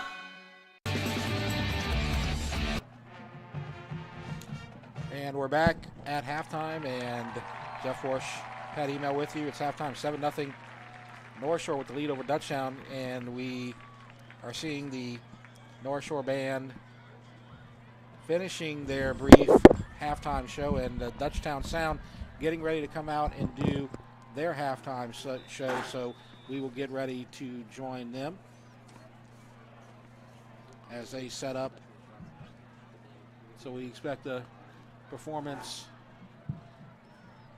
from them momentarily, and they should be joined by the Griffin girls. Jeff, I can't see our crowd from the other side, but looking from my view in the press box, there's a lot of people moving around between the sideline with Northshore having a number of band members, and then the Dutchtown Sound, the alumni. You got alumni band members, you got alumni dance members, you got alumni cheer members. And they all been under the direction of everybody. Bell. Everybody. I think the Beatles were under the leadership of Sheely Bell. Ariel Connor, Matt Atkinson, Emily Boudreau, and Brody Gannon. So we'll just leave it to the announcer and Sheely Bell. Drum majors Emily Diaz, Jacob Leong, Joshua Sherman. We open tonight's performance by presenting our 2022 competition show entitled A Kingdom of Our Own.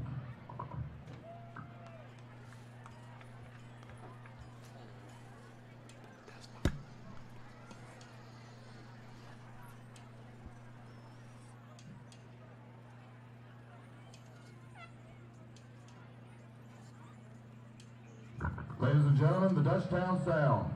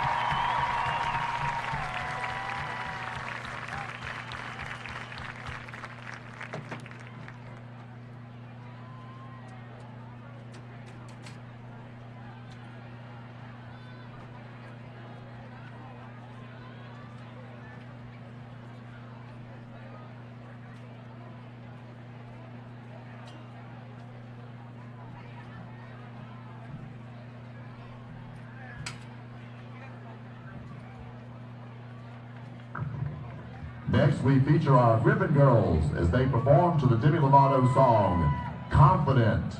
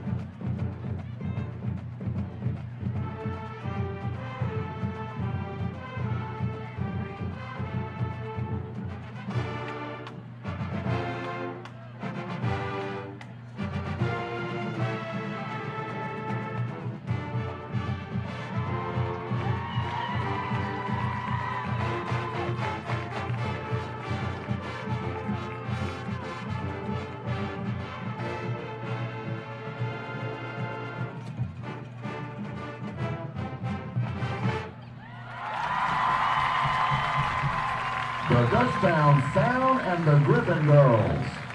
We hope you have enjoyed tonight's performance. Color guard captains are Ivy Russell and Aria Williams. Co-captains are Kennedy Jarrett and Sheridan Smith. Griffin girl sponsors are Joy Turner and Glenda Palajo. Griffin girl leaders are Captain Elisa Hymel, co-captains Carissa Drumgirl, Cameron Tremonti, and Lieutenant Captain is Milan Alvarez. And that'll do it for our halftime performance from the Dutchtown Sound and the Griffin girls. We'll be back in a moment. You're watching the REV Game of the Week.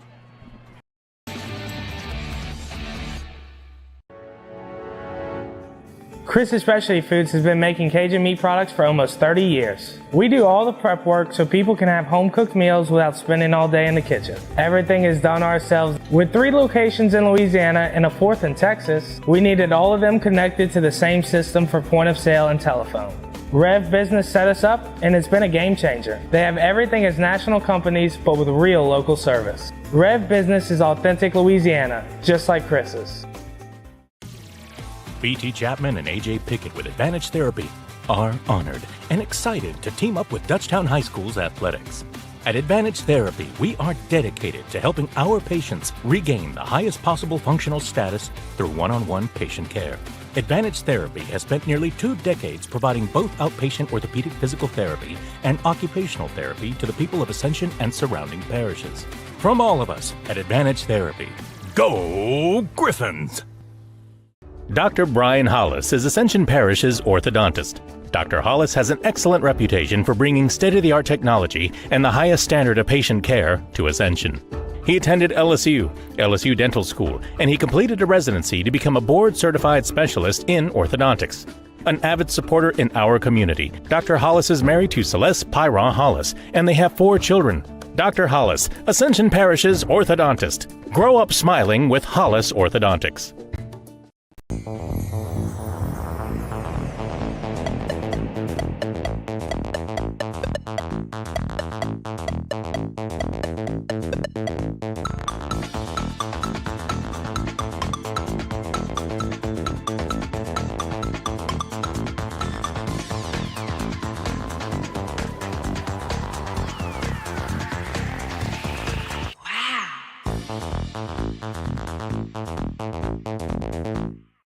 Get to know SEC Heating and Cooling this year. Locally owned and operated by Stephen Conyer since 2013, SEC Heating and Cooling works with residential and commercial customers in Ascension, East Baton Rouge, Livingston, and surrounding parishes. SEC specializes in preventive maintenance, repair, and complete changeout and installation of energy-efficient central air systems. From professional sales and expert installation of central AC systems to repairs and ductless AC systems, we can handle all your needs. For total peace of mind, call SEC today. No one teaches you what to do immediately after an accident. Once everyone is safe, your first call should be to an attorney, not the insurance company. Don't let the insurance company take advantage of you at your time of need. Call the Title Law Firm. We'll walk you through what you need to do in real time. But you can take advantage of the Title Law Firm's 30 years of experience. Before you call your insurance, make a free, no-obligation call to the Title Law Firm. Call 756-0007 when you're injured. You gotta call Tyler. She is one of the co-writers of the alumni alma mater and composer of our fight song. She truly represents the saying, once a Griffin, always a Griffin. Dutchtown fans, let's give a round of applause for our alumni from the class of 1966 through 2022. Thank you to all of your Dutchtown High School alumni for coming out to show your support for your alma mater.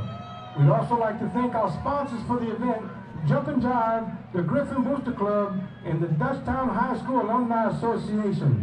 Thank you very much, and good luck to you in the future. And so, catching the tail end of the first annual Alumni Night celebration, and the final thing that you were hearing at the end there, Ted Babin honoring 1966 Dutchtown High School grad Sheely Bell, as we said, year 50.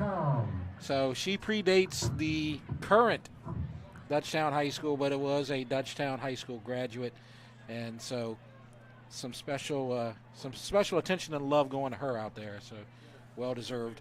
She's been here forever. She's going to be here forever, hopefully. So Jeff Porche and Coach Hymel out here, and we got about a minute to go before halftime. It's 7-0. Dutchtown trailing Northshore High School, and this is week 1, Dutchtown versus Northshore.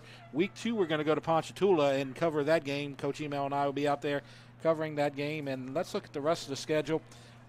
You got week 3, they're going to go to Covington. They got that 6-5A flavor in their schedule. They've been doing that for years. Coach Mastretta's got a lot of connections to the North Shore, and that's why you get a lot of those games. Right now, week 4 still open. Carver, that's going to be a tough one. Week 5, that's going to be the one game before the district schedule, and a new schedule in district right there. You're going to have Walker on a Thursday night. I believe that's the same weekend as Livingston Festival. Yeah, that, and then you also have I believe that's the EA Santa Maria night as well. Then you got homecoming. That's going to be against Live Oak, and then you got the road games, Santa Maria, Denham, and then you got the Thursday night game. Coach Mastretta likes to have that Thursday night game, week 10, as they're going to play EA. And I talked to a couple of people, why you always play that Thursday night game? A lot of people thought, well, they play Catholic on Thursday so that EA and Santa Maria can play by themselves on Friday. But they said, we like to have that extra day to rest and watch and scout the other teams, and because the next week's the playoffs, and that's when it really counts. Well, Jeff, I think it goes back to, Mastretta's one of his first coaching stops, or head coaching stops that I know of, is at Redemptorist High School. And way back in the early 2000s, Redemptorist with Kenny Guillard, Parkview with Kenny Guillard, and Redemptorist with Sid Edwards, and then followed by Guy Mastretta over there. They played on Thursday night. They like to play that game, and then kids can watch film on Friday, and you can give them off on Saturday and Sunday, and Sunday's when you find out the playoff game, week 10, who you're playing. And both of those guys had been in the playoffs those years, so it gave the kids a break, gave the coaches a break, gave the wives a chance to see them, because if they make a run to playoffs, they're not going to see them very often. If you're a coach, you want to coach during Thanksgiving, and he's done that quite a bit in his coaching career with some of the teams that he's coached. Dutchtown has had a tradition of making it into that Thanksgiving weekend, but not in recent years. They're trying to get back on that track, and they have a new district this season, as you saw right there. You get rid of Catholic High, you get rid of McKinley, although McKinley's not really 5A, Liberty is now, but you don't have that right there. And you also don't have Ricky Collins and Woodlawn either. Instead, you're picking up the Livingston Parish schools. And in recent years, Livingston Parish schools haven't been strong, but Denham's picking up really, really strong. And you got Walker, who's beating up on Ponchatoula. 34-6 at halftime.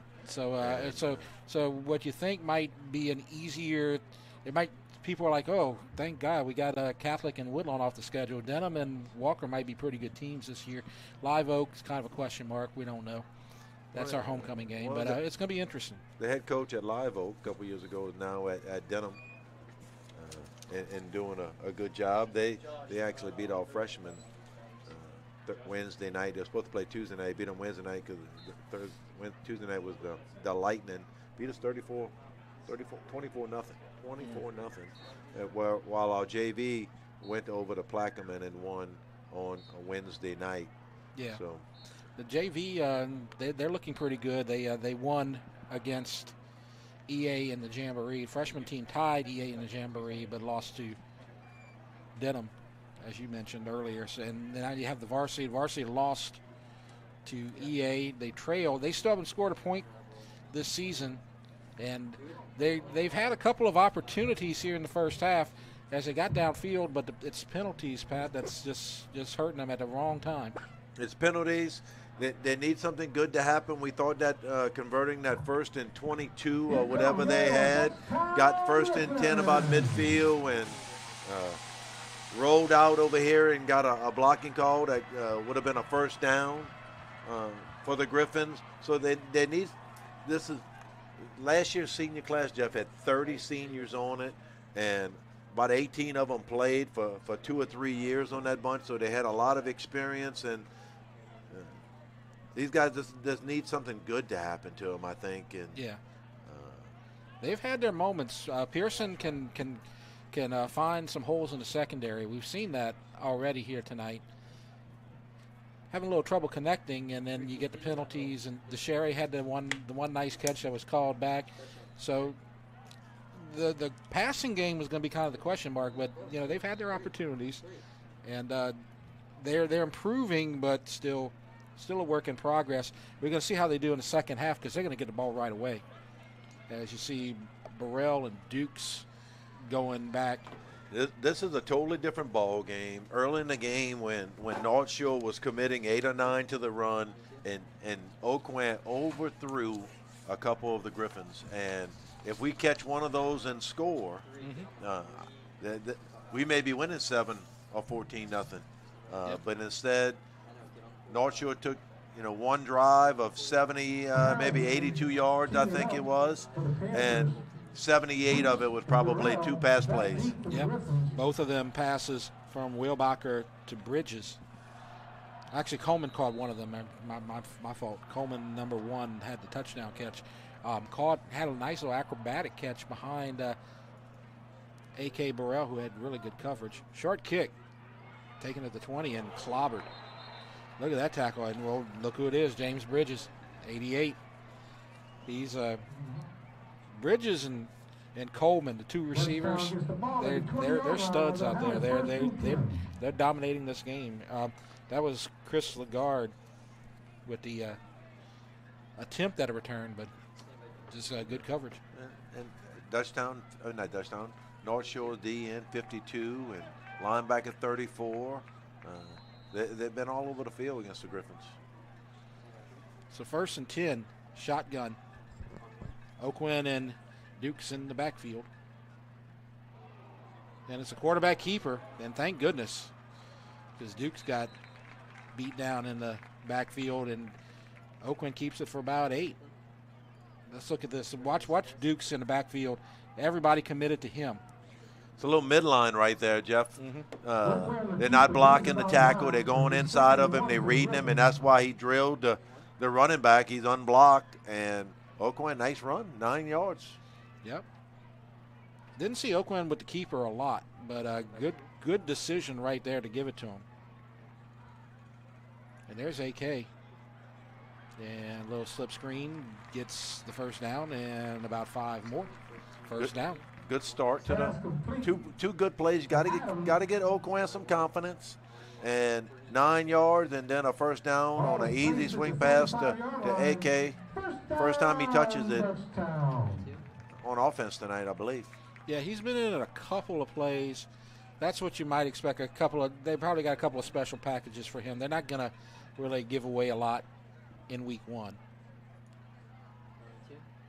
But you got to get your best athletes on the field, and there's one, Pyron, but nothing doing right there. Look at that. They're just right on top of him right as he gets it. 50. That's 56. 52. 52, Bolden, I believe. That's 56 on this side, 52 on the other side. 56 is Collins. You're right about that. That's a 4-yard loss, no matter who got him. Loss of 4 back to the 31-yard line. Collins, Bolden, and Simmons on that line. They've been doing a great job. 2nd and 14. 2 minutes in, 7-0 North Shore.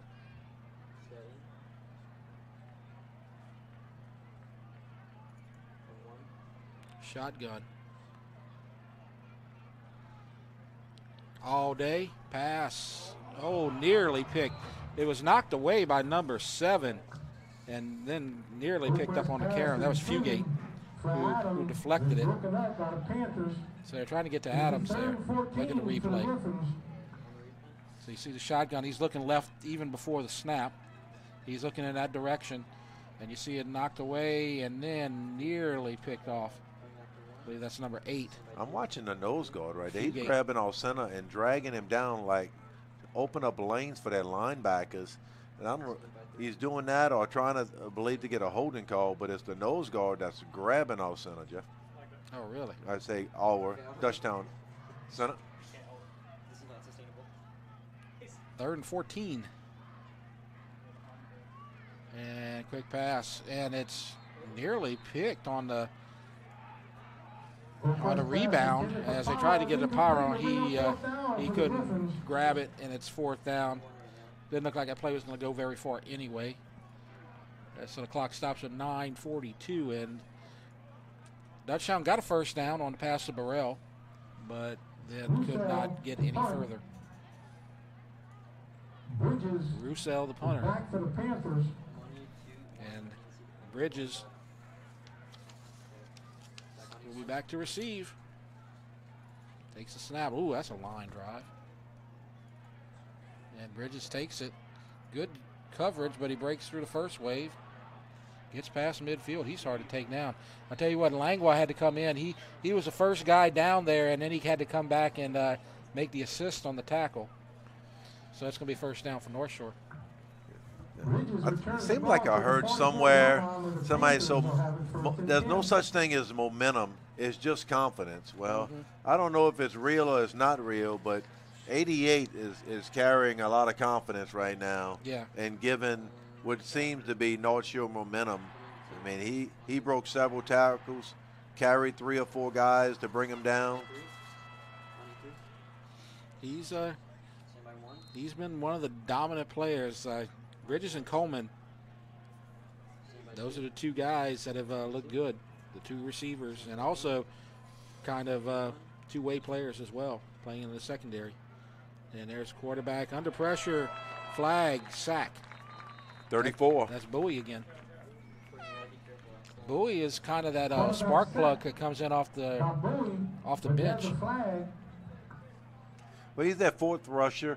Yep. If you get the 3-4, so you get the 3 linemen, and they send in the weak side backer. That's a hold.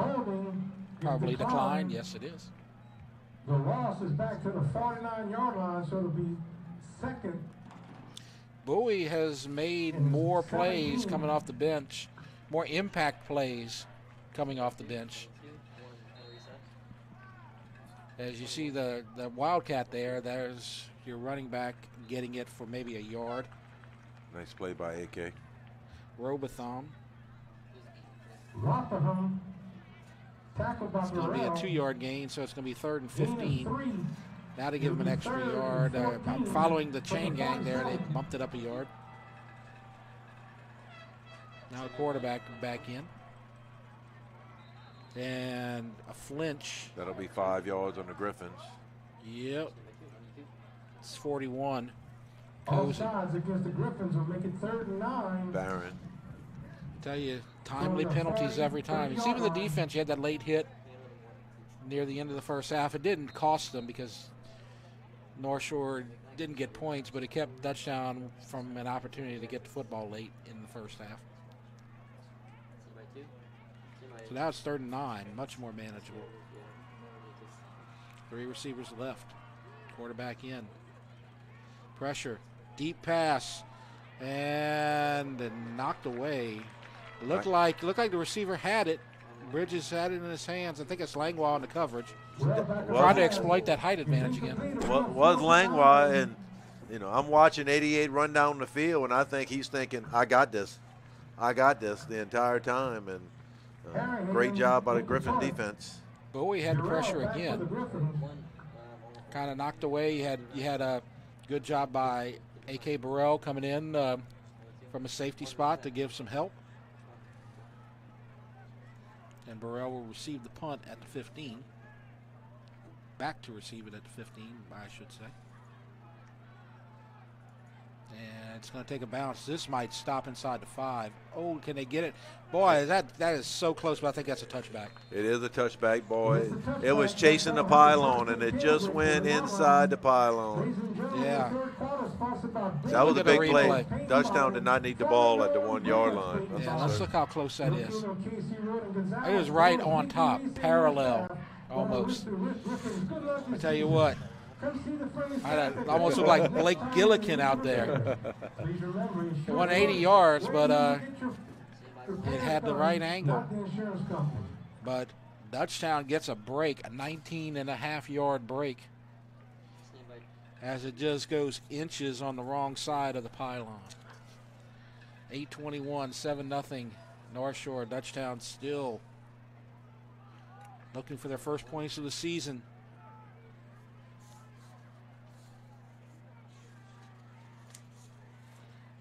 Same backfield, Oakwin and Dukes. And there's Dukes, breaks through the first tackle, can't get past the second. That defensive line is just dominant for North Shore here tonight. And that was kind of their question mark on defense. Doesn't look like a question mark here tonight. No, I thought they were a little light, but they're very active on the defensive side, defensive front. 52, 9, and 56 been getting after people. 34 to linebacker. Hard to read their numbers from a distance, trying to get it on the monitor. You can see it better there. So Pierce is now in. Replaces Dukes. I believe he's split left. There's Pearson. Gets good yardage. He's going to bring up 3rd down and 4. He gets about 7. He's gotten pretty good yardage when he's carried the ball. The ball to the 27-yard line. It'll be 3rd and 3 for the Griffins. That's an odd-looking play. I say odd-looking play. Dutchtown's pulling there. Would end up being the play side guard and tackle. So instead of running quarterback, he hands it.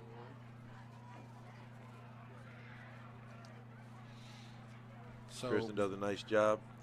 Very important play right here on 3rd and 3 with 7 minutes left in the 3rd.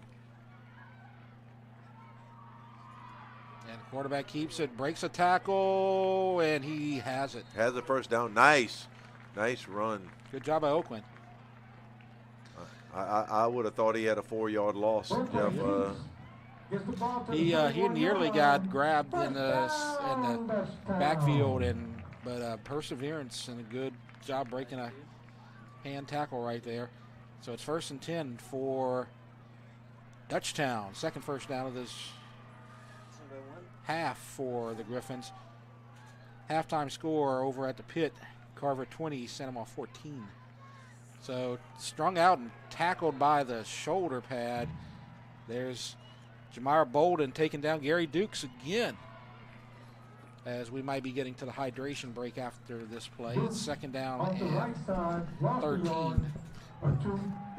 They pulled, Dutchtown pulled their right guard and right tackle coming toward us, and that's the same play.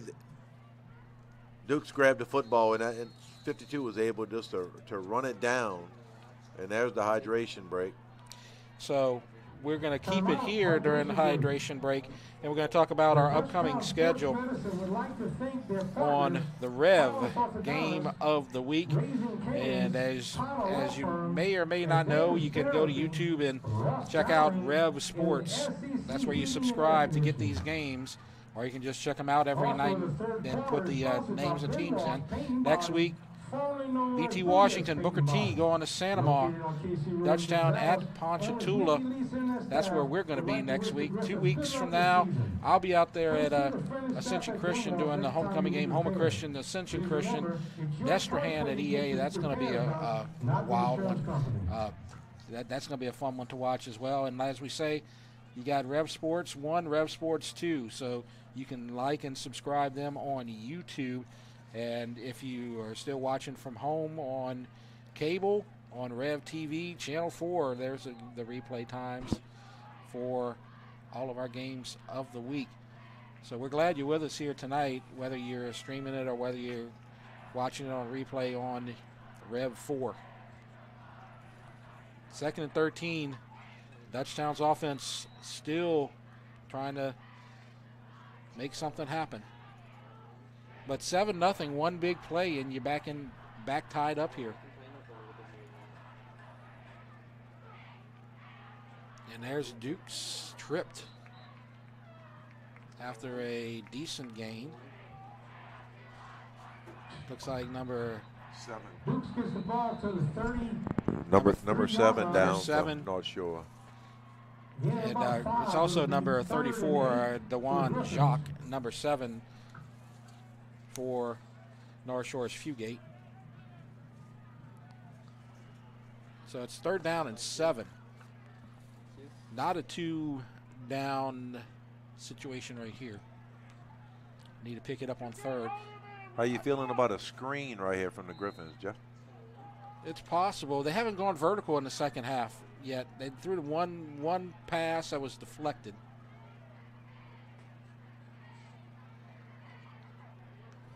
The guy you're looking for is Pierce. He's in the slot on the right. The Sherry is lined up off the left tackle there, McKinney. Those are the two guys you look for downfield. Under pressure, gets away. He's going to run, will not get it. Stepped out of bounds, about 4 yards shy. Runs out of bounds at about the 37-yard line. It's going to bring up a punt. It'll be fourth. With 4:49 left to go in the third quarter. So, been very busy. The punter, Corbin Roussel. You don't have your man back deep. Now there he is. There's Bridges setting up. And that's a nice punt. That's probably his best punt of the night. Taking it at 28, fair catch. So it kind of flipped the field a little bit. I like when 88 fair catches it. Yeah, I am very glad that he did that, because he's a dangerous guy, and if you can keep the ball out of his hands or keep him from, well, you didn't keep the ball out of his hands, but you kept him from actually getting somewhere with it. So now we move on in the second drive of the second half for North Shore. Again, our score 7-0. North Shore leading Dutchtown. Jeff Porche, Pat Hymel with you. Need a turnover, Jeff. Carter Hanbury had a few last year. AK had a few last year. Yep, so did Dixon. Need Anson a strip sack, something. Yep. Dutchtown needs some kind of break right here. They need an impact play. They hadn't had any on either side of the ball here tonight. There's Cherry again. That 3-2. Bryce Cherry. Yep. Gains a yard. It'll be second and 9. He hadn't touched the ball in a while, huh? No, he hasn't. He looked quick on that play, like they're putting him in there with fresh legs late in the game. Well, you have those options where you had the Wildcat spot. You had 2 quarterbacks under center. Flag comes down.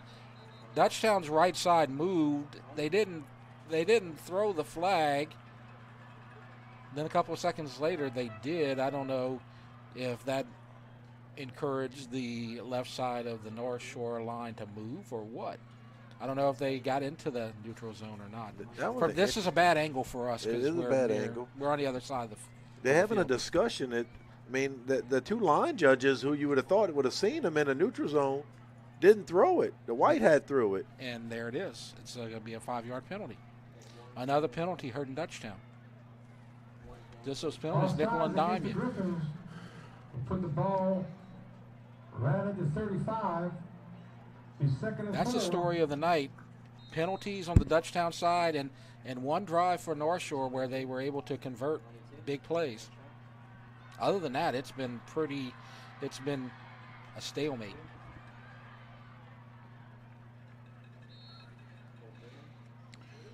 Gonna be a yard short. Yep. I believe that's Cherry on the carry. So it's 3rd and 1. 4 minutes left to go in the third. Clock not really a factor. It's still a 1-possession game. But you can't let, with scoring no points here, you can't let North Shore score again, as stood up and knocked out by Carter Hanberry. Quarterback gets right up, Wellbacker. That's going to cause them the 4th down, Jeff. Dutchtown High forced that ball to bounce. Yep. And when the quarterback bounced it, he lost 4 yards on a big hit. That was Hanberry. You talked about Hanberry. Hanberry was a starter as a sophomore last year. He's a junior, and he's a really good player. He's a really good athlete. He had some big plays in the postseason in baseball as well. Came up with some clutch hits, and they violate the neutral zone again. That's not going to be enough for a 1st down, I don't think, or is it? It might be. It's going to be close. Oh, it may be a nose of the football. Oh, jeez. Turnovers just, excuse me, not turnovers, penalties. So what is it? Is it enough? Offsides against the Griffins.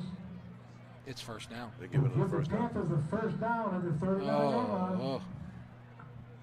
Hate to see it. Dutchtown just can't avoid the penalties. And it's not just you committing penalties, you're committing penalties at the worst possible times. After big gains on 4th and like 4.99 yards to go.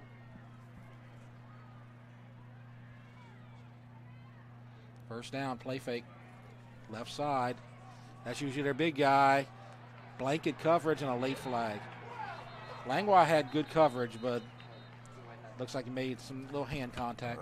I think so. I think that's the first time tonight that I would have been okay with an interference call. Yeah, it's close. He had good coverage. He's battling the guy that he's given 4 or 5 inches to. The secondary is not giving these receivers space, but the receivers are so big and so athletic, they're making plays. Pass interference against the Griffins. So let's look at it on the replay, close up.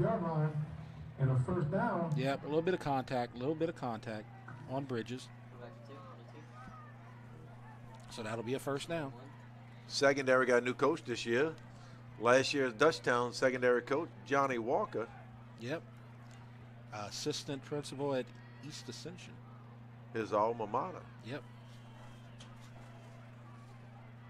I'm sure he's loving life out there as an administrator. Very happy for him. He's a good guy. I wasn't very happy for him last week. Oh, no. I mean, I hate to see him leave to the enemy, but he's a guy that's earned that position, that's for sure. Great job. Hanberry drops. Who's that? Let's see. Was that a little end around with Bridges? Yes, it was. A little jet sweep, a little pitch pass type, and 80 was trying to block And 15 for the Panthers. Hanberry and couldn't get it done, couldn't get the edge sealed. And when you take on a block, the very same thing as Bowie did earlier when he was being blocked and was still able to make the tackle.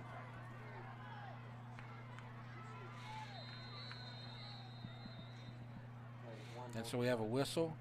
And a timeout is going to be called by North Shore. Let's keep it here. We're going to talk about North Shore a little bit. Let's take a look at North Shore's schedule as they start out the season with Dutchtown, as you see right here, and they're leading. And they had the win in the Jamboree as well. But they pretty much stand on the North Shore. That 6-5A is huge.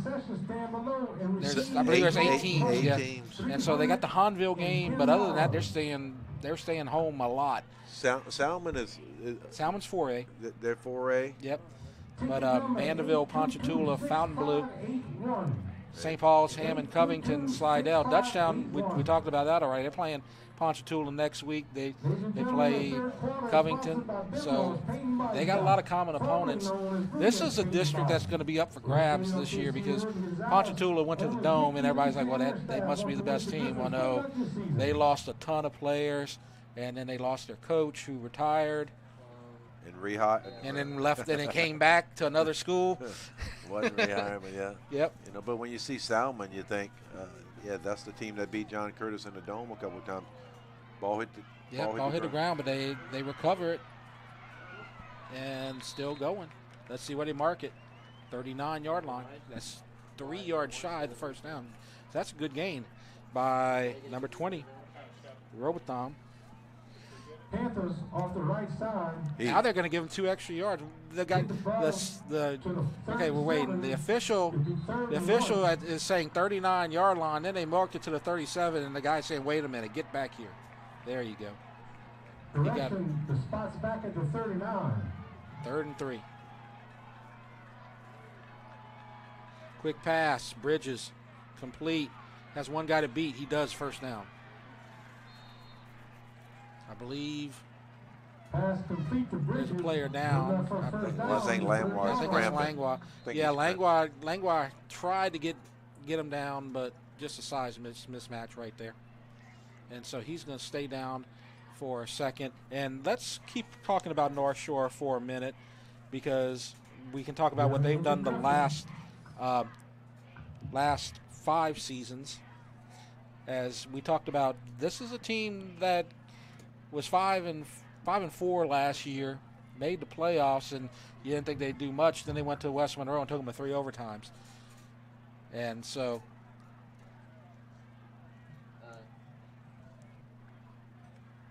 that's a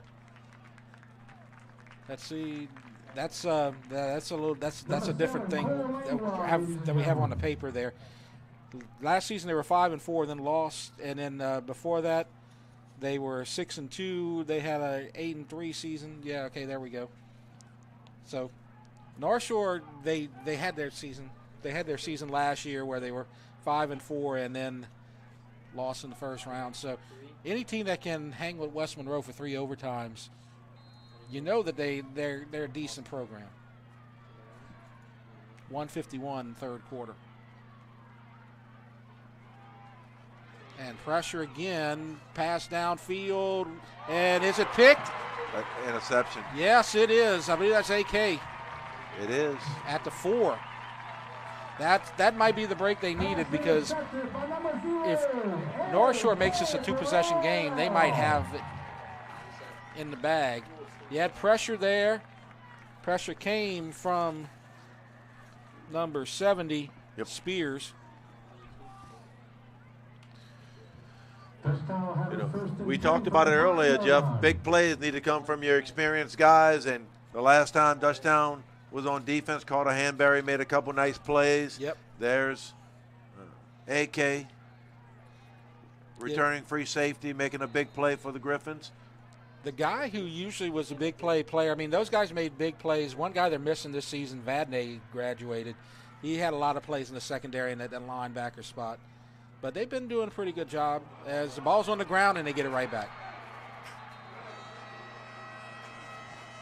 That's Pyron that lost it, I believe. Yep. Fumble on the play recovered by the Panthers at the 9-yard line. So now the defense is going to have to make a really big play. So let's look at it. Direct snap to Pyron. Stripped by number 7. Fugate? I believe that's Fugate. So Fugate makes the big play on defense. He went out earlier with a little bit of a limp. Came back in, makes a big play. And that's a tough break there. Pyrone, that's, I believe, his second snap at quarterback. Stand by 2. It's a 1st and goal. That's Robotham again. And he gets 4, maybe 5. They mark him down about the 4-yard line, so didn't get as much as it. Ball placed at the 4-yard line will be 2nd and goal. That's Robotham again. From the shotgun, and gets in the end zone for a touchdown. And so a 2-possession game now. Cohen Robotham with the touchdown, number 20. Kind of their Wildcat quarterback. We have a whistle. We have an injury. So with that injury, we'll come back for the extra point. We're going to take a break right now. It's 13-0. You're watching the REV Game of the Week. The athletic training staff of Dutchtown High School would like to thank Hollis Orthodontics, Cotta Law Firm, Raising Cane's in Prairieville, Ross Downing GMC, SEC Heating and Air, Baton Rouge Orthopedic Clinic Foundation, Advantage Therapy, Peak Performance Physical Therapy, for their support of our Griffins Sports Medicine Program. So that's Diego Spears coming in with the injury. He's actually coming out with the injury, and they replace him with Lane Montgomery, number 75. And so we talked about this earlier with the last extra point. Belle Airy going to kick the extra point. The one girl on the team. Good shot of her right there. Co-captain. Co-captain. They have 4 co-captains. She's one of them. And has trouble with the snap. And the snapper, I mean, the holder's just going to have to eat it. That's a big play, Jeff. Yep. Could be. Dutchtown needs to get some offense, though. They need a big play. They need a turnover. They need something to go their way. It's been North Shore taking advantage, or I guess it's not necessarily, but they took advantage right there of a turnover, but they have not committed the errors. They played more the mental game. They've converted on the long passes. They're not committing penalties, at least at the rate that Dutchtown has. That's been the difference here tonight, Coach. Yeah. So it's been a tough one so far for Dutchtown, but there's still a quarter left. Well, North Shore's kickering. He's been trying to sky and directional kick it, so Dutchtown's got a chance to get the ball at the 30, 35-yard line here. So what you got to do if you're Dutchtown right now? You've been making some mistakes. You've been committing some penalties. You gotta have Dory memory right here. Just forget about it. Keep going. Just keep swimming. Still waiting to see that screen. I don't know what North Shore has shown on film this year or last year when they get ahead and the other team has to pass, whether or not they're going to send the house. If they are, we still need to look for that screen that Dutchtown set up earlier that they haven't been able to run. And so the kickoff, taking it about to 3 to the 20, and then to the 25. Just this North Shore team is just playing hard right now as Dukes took the kick. But they're not giving up any big plays on special teams and defense. They're just playing their lanes, playing their roles, and doing a good job. I mean, you can't just say that Dutchtown has a 0 on the scoreboard because they're not executing. You got to also say North Shore has got to play in a big part in that as well. No, the 3 returners are in the secondary, but it's been the defensive front that plays well for them, and their linebacker, their front 7 has put pressure on Dutchtown's offensive line. So there's a little pass to Dukes, breaks a tackle, gets outside, had one more guy to beat, and he could have done something, but can't get there. He gets about 2. That's the kind of pass we saw in the Jamboree against East Ascension. And if he can get through that wave right there, he's got smooth sailing into the secondary, that's for sure.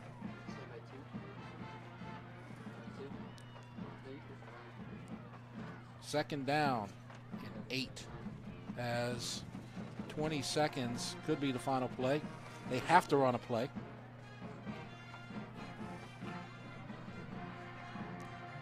You see the game clock, the play clock's at 5.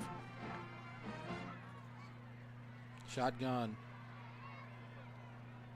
And tries to get free. It's going to be a sack. Number 56, Collins with the sack on the final play of the third quarter. It's 13-0 North Shore, and we will take a break and head to the fourth quarter. You're watching the REV Game of the Week.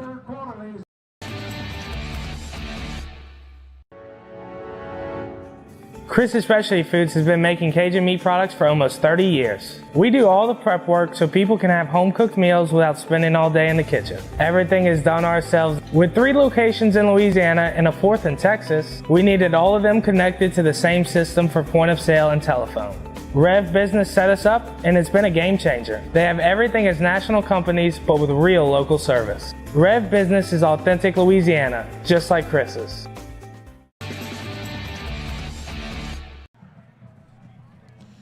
Headed to the fourth quarter, Jeff Porche and Coach Hymel, Pat Hymel with us. It's 13-0 as we go into the fourth.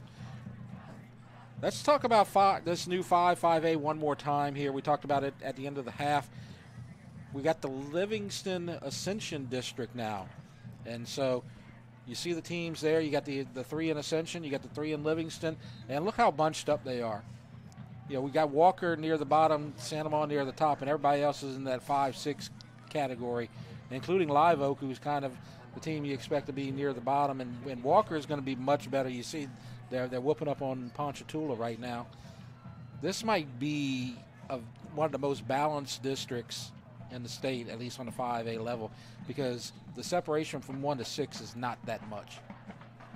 No, I agree. I mean, I looked at Dutchtown's schedule and thought they could go 9-0 or 0-9 or anywhere in between. So we have a whistle. Illegal procedure on Dutchtown. Hate to see that coming right out of the long third quarter break. So they move from 3rd and 11 to 3rd and 16. Dutchtown will be penalized for illegal motion. It'll be 3rd and 16 for the Griffins. So it's Dutchtown still trying to get a spark on offense. They did have a nice opening drive. They got down to the 3 on a pass to DeSherry, but the long pass was taken out by a holding call.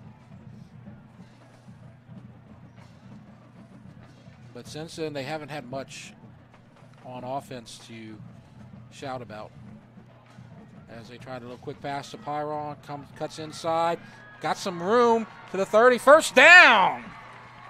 Dutchtown needed that. Little tunnel, little slip screen to Pearson. That was huge, Jeff. And what's the most important thing? No flags. Look at the replay. Quick pass, cutting inside. He got about 17 yards, probably ran about 35. On the hypotenuse. Yep. 1st and 10 from the 38. Little dump to Dukes. This is what we've been looking for. And breaks a tackle. Whoa. He gets about 8 on first down, but he was a shade from getting about 20. 34 for North Shore with a shoestring tackle. Dewan Jacques. That's one of their returning starters. He's solid, well put together football player too. High snap. They do a good job getting it. And there's Dukes. There's a hole. Oh, look at that. Oh, boy. You know, he took that guy right there, Robotham, the guy who scored the touchdown earlier, and stood him up, but just couldn't keep his balance. All right. Look, you see Robotham coming in right there? Nope. Get out my way. Then he couldn't keep his balance. Robotham might think twice about that next time. Northshore got their hands on their hips, see if Dutchtown can take advantage. This is why you play 4 quarters. This is where the most this is where most games are won and lost, as you see a nice broken tackle. Dutchtown showing some effort here. Looks like they woke up. Quick pass. Gain of a couple to the 40. So it's going to be as Tyler Adams with the catch. Dutchtown got a player down. Got a player down. Let's see. Are they calling for the referee's got his? Not sure. Calling for a ball. It looks like Adams is coming out. He might just be a little slow getting off the field. That was one of the nicer 3-yard gains you'll see. Shotgun, rolling out pressure, gets away. Will he keep it? No, he dumps it into the last second. Didn't go past the line of scrimmage. DeSherry's got it. He's short by a yard, I think. Very nice. DeSherry showed a little bit of last week of, scrambling but keeping his. And for a first-year starter, you got to like that in Oakland. You got to think if Dutchtown could break through here, that's what they need. And maybe they just need that one spark to ignite them. As 3rd and 1. Northshore calls timeout. They like to use their timeouts. They're not going home with any. No, they use theirs. They're a commodity for them. They don't save them for the end, and they use them at good times. They've been successful so far, as it's 13-0, and we're going to keep it here. And let's talk about the games here in District 5-5A. As you have the game here, we've talked about a couple of games that are going on. You got the Ponchatoula Walker game going on. You got the Carver Santamont game. And so there's lots of games going on. You got the big one is East Ascension at Zachary. You see that right there, the second one, as EA with the gauntlet non-district schedule, and they start out with the state champions, who they almost beat in the second round of playoffs last year. Then you got Denham at Mandeville. They're playing that game at Lakeshore High. Bel Air, Live Oak, and we talked about Ponchatoula Walker, and Walker looking really good tonight. Yeah, I won't even have to look at Twitter to find out the score of the East Ascension Zachary game. Oh, Chris Carrier probably going to text me. I'm sure. If I get a text, that means Zachary won. If you don't. East Ascension had a good night. Yep. 3rd and 1. They're going to go for the home run ball, and it's not there. Miscommunication a little bit on that route. Looking for Adams. Adams was breaking open on the kind of a corner, post corner route. So it's 4th and 1. I guess you had a chance to take that shot right there on 3rd and 1, because you're going to come right back and go for it right here. Is that Adams or is that AK? Kind of looks like 0, Coach.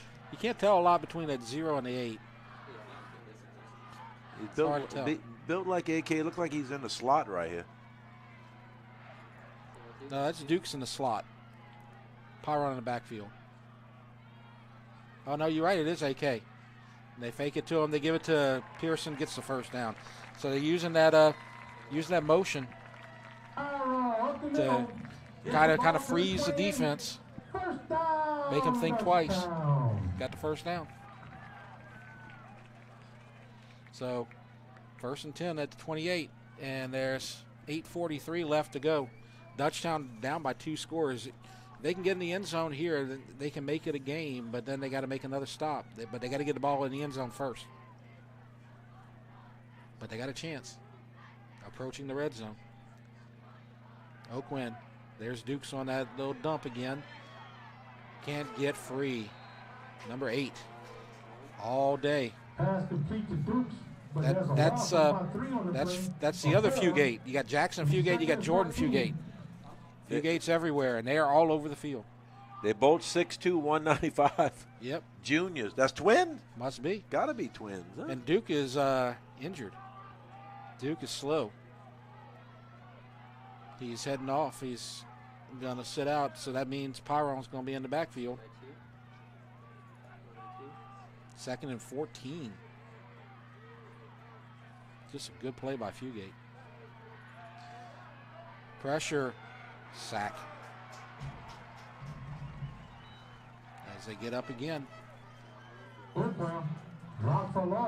So big tackle there by 56, Sean Collins. We called his name a couple of times here in the second half.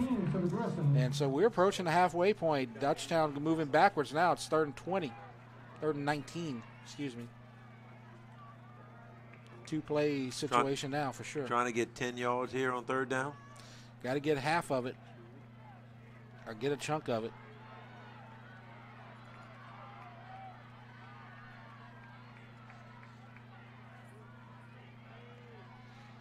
Pearson in motion. Looking left. Nearly picked.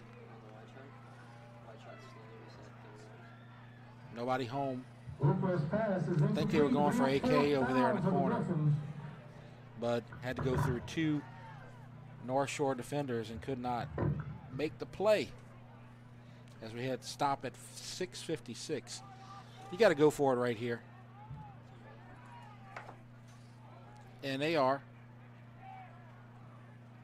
See an offensive line substitution. Brennan Sampson, number 51. Yeah. Lewis Osborne, I believe, is coming out. The junior,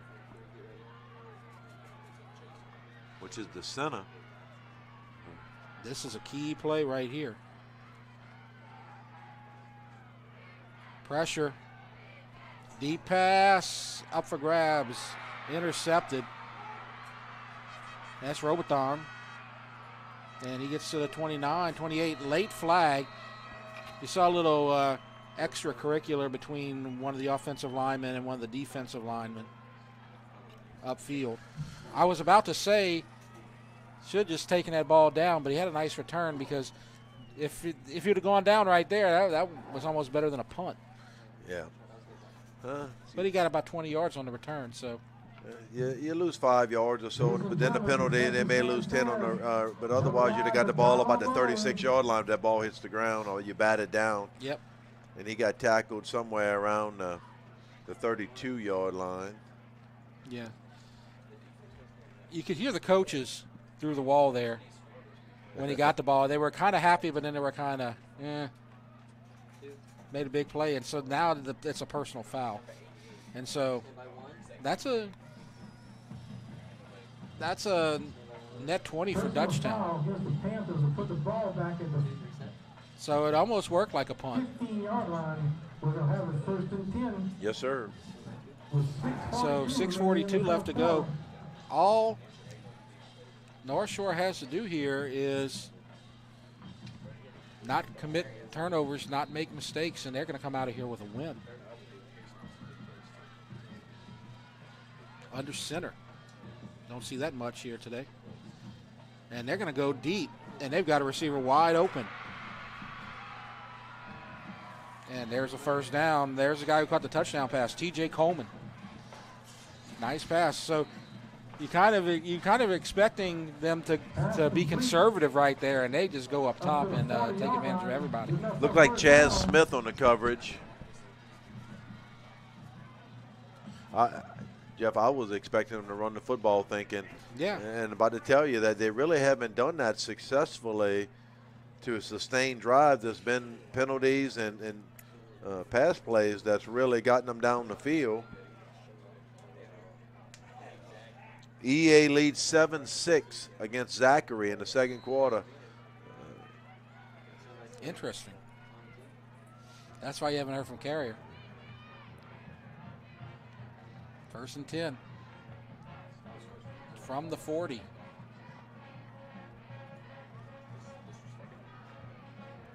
They're going to run clock down. Oh, yeah. They're not going to snap it. There's 10 seconds, 9 seconds.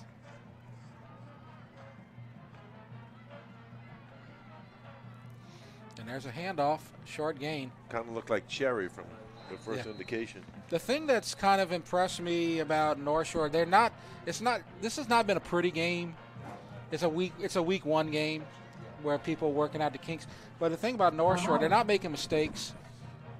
They're playing really well as we go to the hydration break. They're just playing smart, conservative football, taking their chances every now and then, not committing a lot of penalties. But they just look like a smart team out there. And running, 4 people played quarterback, and you haven't seen legal procedures.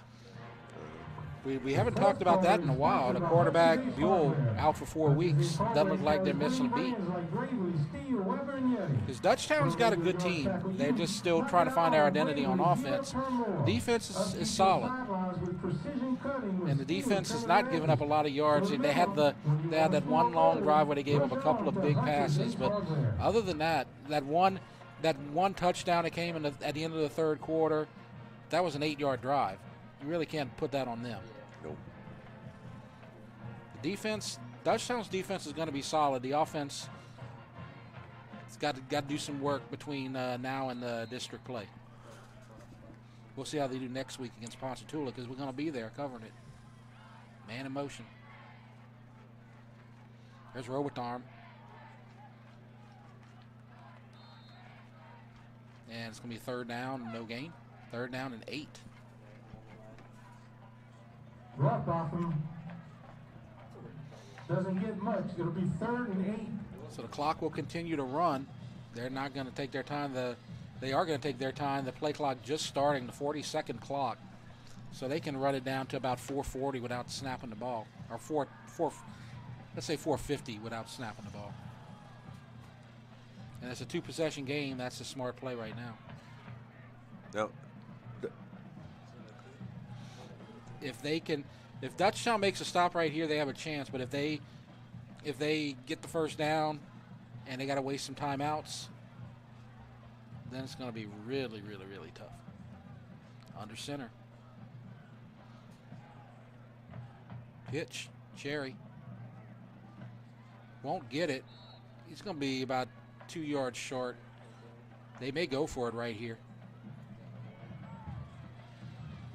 If they go for it right here and convert, they can kill at least 2 minutes off the clock, or make Dutchtown call their timeouts. We're off the right side, gain several. So we're going to say 4th and 3.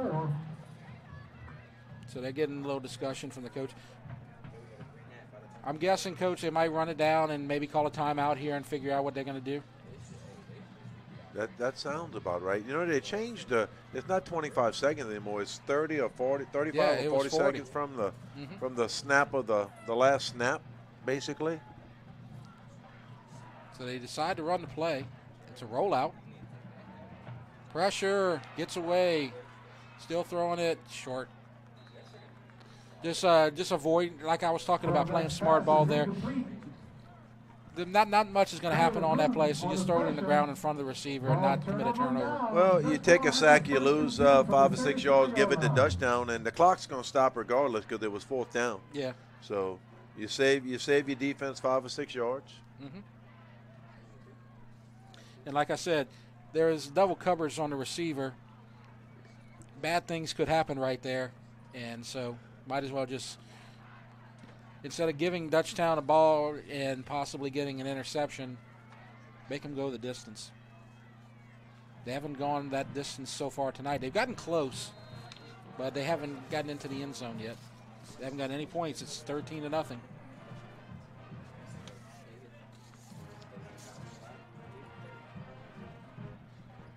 1st and 10, 4 minutes left.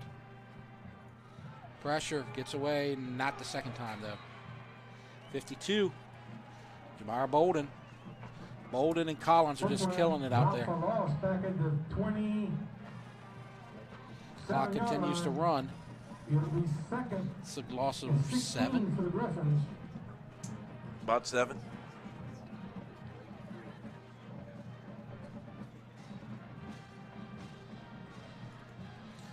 And now they're a lot of time running off the clock here between plays.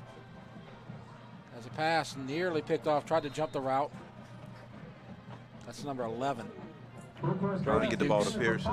Yep. Incomplete to bring up third down for the Griffins. That could have been a nail in the coffin right there.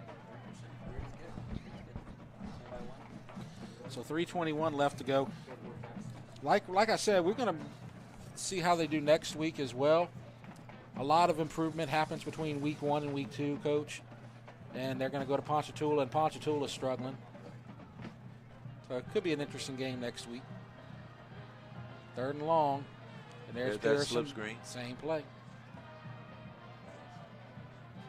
And they're about 4 yards shy. They're going to have to go for it. Got to go for it, but it gives them a chance. Yep.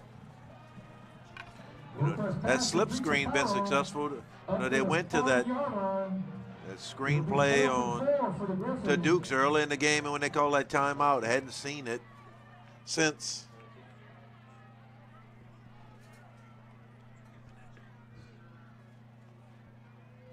Fourth down and a pass wide open, and that'll move the chains. Catch made by Casey McCoy. Complete to McCoy. So 1st and 10. Ball is at the 49-yard line. We have a player down. That's Sean Collins for North Shore. And so let's keep it here, and we'll talk about those games next week since we were talking about them already. As we said, Coach Hymel and I are going to go over to Ponchatoula, take the little road trip. So that ought to be fun. Dutchtown at Ponchatoula. East Ascension at West Monroe. East Ascension just playing a gauntlet this year, like I said. Booker T at Santa Ma. That'll be also covered by Rev. You got a Thursday night game for Live Oak. Glen Oaks at Denham.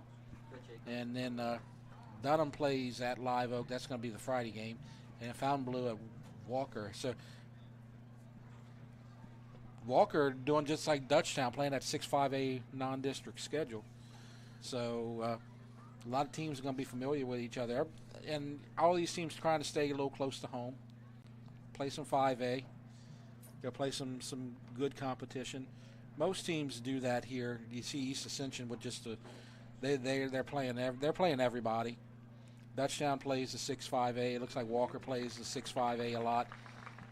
Santa Ma plays brings in a lot of the New Orleans schools during the non-district schedule. You got Glen Oaks at Denham Springs, but at Live Oak. Yeah. Live Oak, I mean, Denham Springs redoing that field, or they turning that field, they putting turf down? I've heard something like that they had to replace the turf, possibly. And speaking of the turf, we haven't talked about that. That was the topic of the year last year, about when the fields were going to get fixed and everything. And we had Jeff Pyron on talking about it a lot. And with the rainy season that we've had in August, you're grateful that the fields got put in last year, because with the rain that we've had and the games that are being played, this would be just slop out there right now. No doubt. It's not so much that we play in the game on turf, because, I mean, you don't practice on your game field a ton, so your game field is probably okay. And we've been lucky and fortunate the last 3 days. We haven't gotten any rain here, at least at Dutchtown High. Tuesday came a pretty good deluge, but Wednesday, Thursday, and Friday's been dry. But you've been able to practice on dry ground. Yep. So man in motion, Dukes, first down. And pass incomplete. Falls short. And so that'll bring up second down. And we want to talk about, wanted to give a little shout out and a word of thanks to North Shore, especially all the viewers out there who are watching us and probably enjoying this game a lot here tonight. Also, thanks to Coach Bobby Sanders, because he gave us a lot of information and he's helped us out a lot and told us about his team.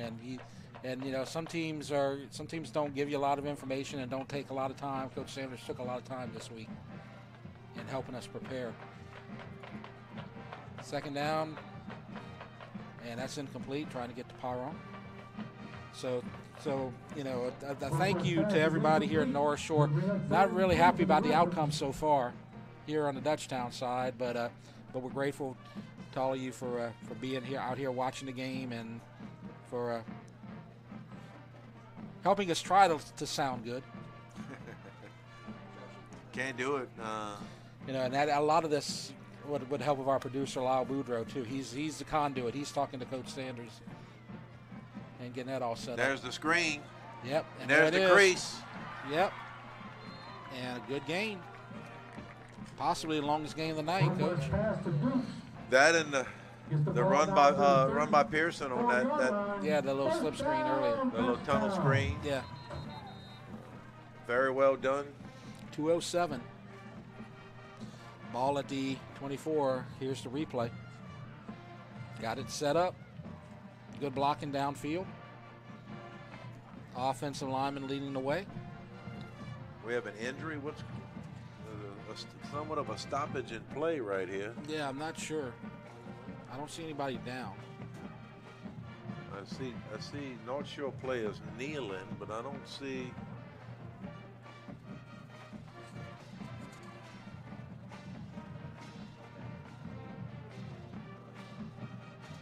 Just learned that Denham Springs' field is going to be ready for week 8. We'll be ready for week 8.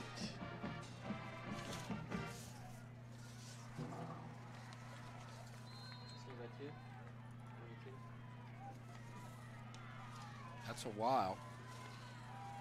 I'm trying to refresh my memory on our schedule, on Dutchtown High's schedule.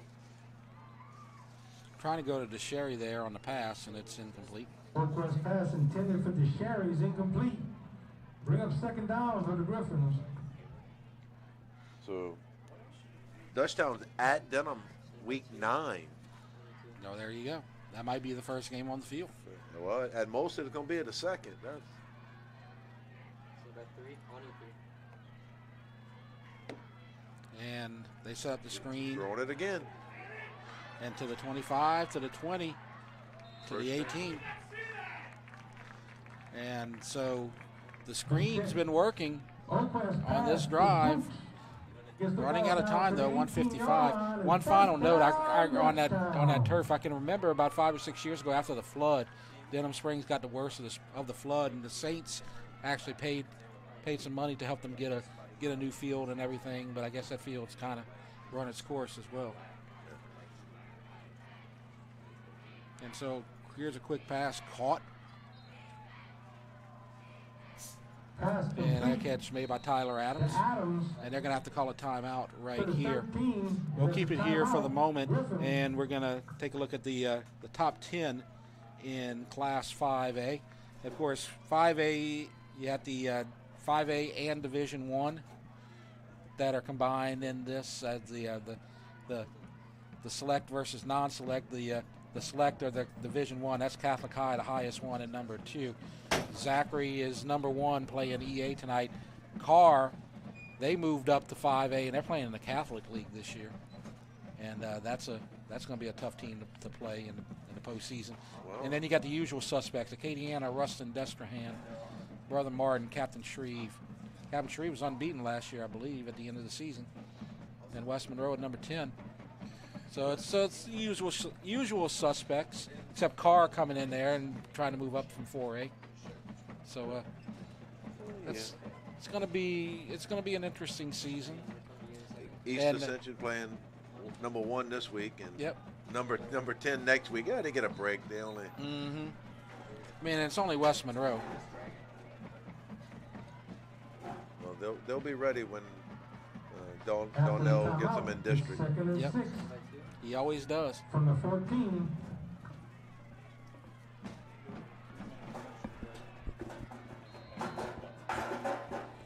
So now second down and about 5, maybe 6. And quarterback Oakwind, and it's picked. And he takes a knee. So that's number 1, and that's definitely going to do it. There's Coleman. So Coleman's got the first touchdown, and he's got the last interception. And he tried to hit that seam and just underthrew him a little bit, and one was able to jump it. Yep. And Dutchtown started using their timeouts. They might be able to to stop it to get the ball back, but it's going to be tough, especially with this 40-second clock.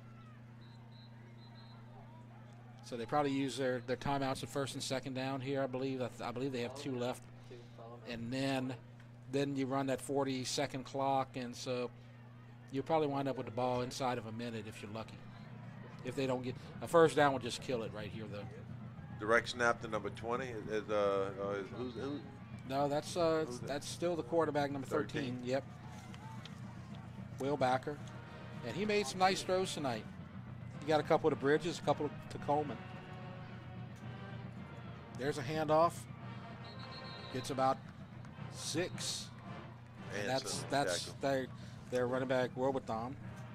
Panthers get up to the 10-yard line. Timeout, Griffins. And so there's the first timeout of this drive, second timeout for Dutchtown, I do believe. And so again, to kind of repeat, let's look at the REV schedule coming up here one more time, just as a reminder for the next couple of weeks. That's going to be Booker T at Sanamaw, and Dutchtown at Ponchatoula. Will be in Ponchatoula next week. In week 3, I'll be at Ascension Christian to cover Houma Christian and Ascension Christian. Destrehan playing at East Ascension as well. And as we said, subscribe to REV Sports, and you'll get all the action. And I'll be watching Dutchtown Griffins in Covington, week 3. Yep. And there's a run and another first down, and that's going to do it. 26'1", 202. He's a junior. He's carried the rock tonight, Jeff. Yep. Done a good job. Cohen Robotham. I don't know. I don't know the pronunciation, but we've done our best, and we apologize if we didn't quite get it right. But that's going to do it, and just this is just a good, solid, workmanlike performance from North Shore. No mistakes. Held on to the ball, kept it away from Dutchtown, made the big plays when they needed to. Dutchtown still needs some work. So North Shore's going to jump ahead and finish this game probably with a victory and a 1-0 record. Dutchtown's going to fall to 0-1, but they got a chance against that Ponchatoula team next week. We talked about it. Hank Tierney was the coach. Longtime legend was at Shaw, I believe, in New Orleans, and it came to Ponchatoula, turned that program, built that from the ground up. I mean, from the dirt, and got him to the dome, and then now it's life without him as they take a knee. And so Dutchtown's just going to let the clock run. And so we're going to let the clock run out. We're going to take a break after the game, and then we're going to come back and talk about a couple of things and kind of put a bow on it. But again, a couple of notes about North Shore. They're doing it with a backup quarterback. Will Bacher is the backup to Buell. Still did a good job. There's some good positive things to get out of the Dutchtown performances as well, especially on defense. You had some nice plays out there. Did any players really stick out to you, Coach? Well, if you take away the penalty, is penalty a player? Yeah. I mean, if it plays a big role in the game, you take that away. In this game, we may be going into overtime. It's pretty well matched, and yeah, I think North Shore's got a couple difference makers with their 2 wide receivers, 1 and 88 and 14, and 20 can carry it, and they're playing without their starting quarterback, so they're taking the momentum from last year and the end of last year, gain confidence, and it'll be interesting to see how they do in that district in 6-6A, 6-5A.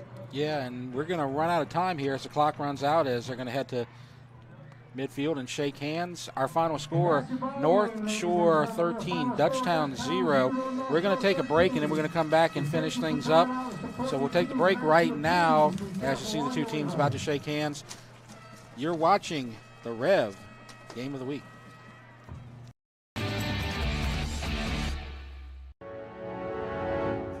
Chris's Specialty Foods has been making Cajun meat products for almost 30 years. We do all the prep work so people can have home-cooked meals without spending all day in the kitchen. Everything is done ourselves. With 3 locations in Louisiana and a 4th in Texas, we needed all of them connected to the same system for point of sale and telephone. REV Business set us up, and it's been a game changer. They have everything as national companies, but with real local service. REV Business is authentic Louisiana, just like Chris's. BT Chapman and AJ Pickett with Advantage Therapy are honored and excited to team up with Dutchtown High School's athletics. At Advantage Therapy, we are dedicated to helping our patients regain the highest possible functional status through one-on-one patient care. Advantage Therapy has spent nearly 2 decades providing both outpatient orthopedic physical therapy and occupational therapy to the people of Ascension and surrounding parishes. From all of us at Advantage Therapy, go Griffins! Dr. Brian Hollis is Ascension Parish's orthodontist. Dr. Hollis has an excellent reputation for bringing state-of-the-art technology and the highest standard of patient care to Ascension. He attended LSU Dental School, and he completed a residency to become a board-certified specialist in orthodontics. An avid supporter in our community, Dr. Hollis is married to Celeste Pyron Hollis, and they have 4 children. Dr. Hollis, Ascension Parish's orthodontist. Grow up smiling with Hollis Orthodontics.